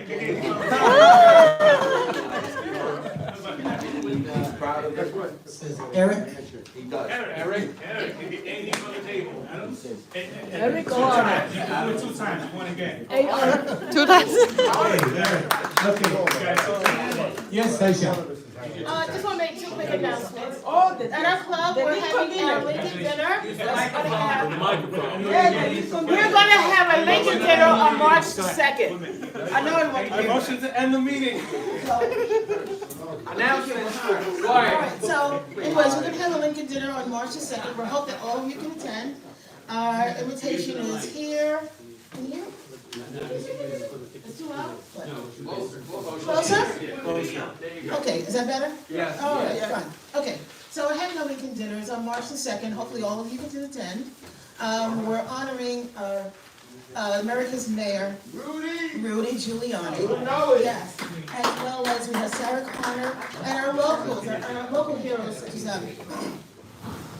Steve Gillum, John Gilmore, as well as Tiffany Justice from Moms for Liberty, Maud Marone, who's also running for DA, Scott Lebedo, our artist, and and we have a Young Patriots Award, as well as Joe DeBox from American Warehouse, thank you. So hopefully you can all attend. There's information, so we have a flyer, and I think it's also in our newspaper as well, so you can see it there. Hopefully you all come. The other thing is, because we do have a newspaper, that we're looking for writers, people who can contribute an article, and it has a distribution of, thank you, sorry, yes. And so I was looking to expand and get the word out about what's happening in our communities, as well as the candidates themselves write articles so they get the chance to introduce themselves to a large variety of people. We do, sometimes we distribute also in Manhattan, because we tend to go many different places and support many different clubs. Not just Queens, but primarily Queens where we're located. So hopefully you will write and contribute to that, and as well as enjoy the dinner. And if the questions, let me know. Thank you, Queens Village Republican. Thank you very much. Are there any other announcements people like to make before we get ready to announce the winner of the 50-50? Brendan, go ahead. Yes. Hi there. Oh, yes, of course. So I'm just going to be handing out some flyers here. I'm the campaign manager for Ramses Frias. He's a City Council District 25 candidate. He's having a fundraiser that's happening tomorrow. So I'm going to be handing these out. I would love to see you all there. That's like about it pretty much. Yeah, thank you. Any other announcements? Mr. Timmins just put out the winner of the 50-50 ticket. That will be found. You the winner of the 50-50 ticket there. So you get $30. Thank you. Okay. She's going to contribute back to the club. Wants to give back to the club. Okay, thank you very much. So John's going to donate the $30 back to the club. Thank you very much, sir. Okay, right now, let's see, are there any other announcements before we close the meeting? Okay, it's 9:32, 9:34 to Isaiah votes. A motion to adjourn the meeting, to have a second. Second by Regina. All in favor says aye. Aye. The meeting is adjourned. Thank you very much for coming tonight.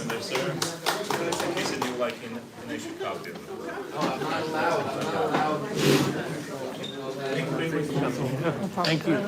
How can I stop? Oh, okay, no problem. Let me. Are you sure you want to? Oh boy, you stop. Yes.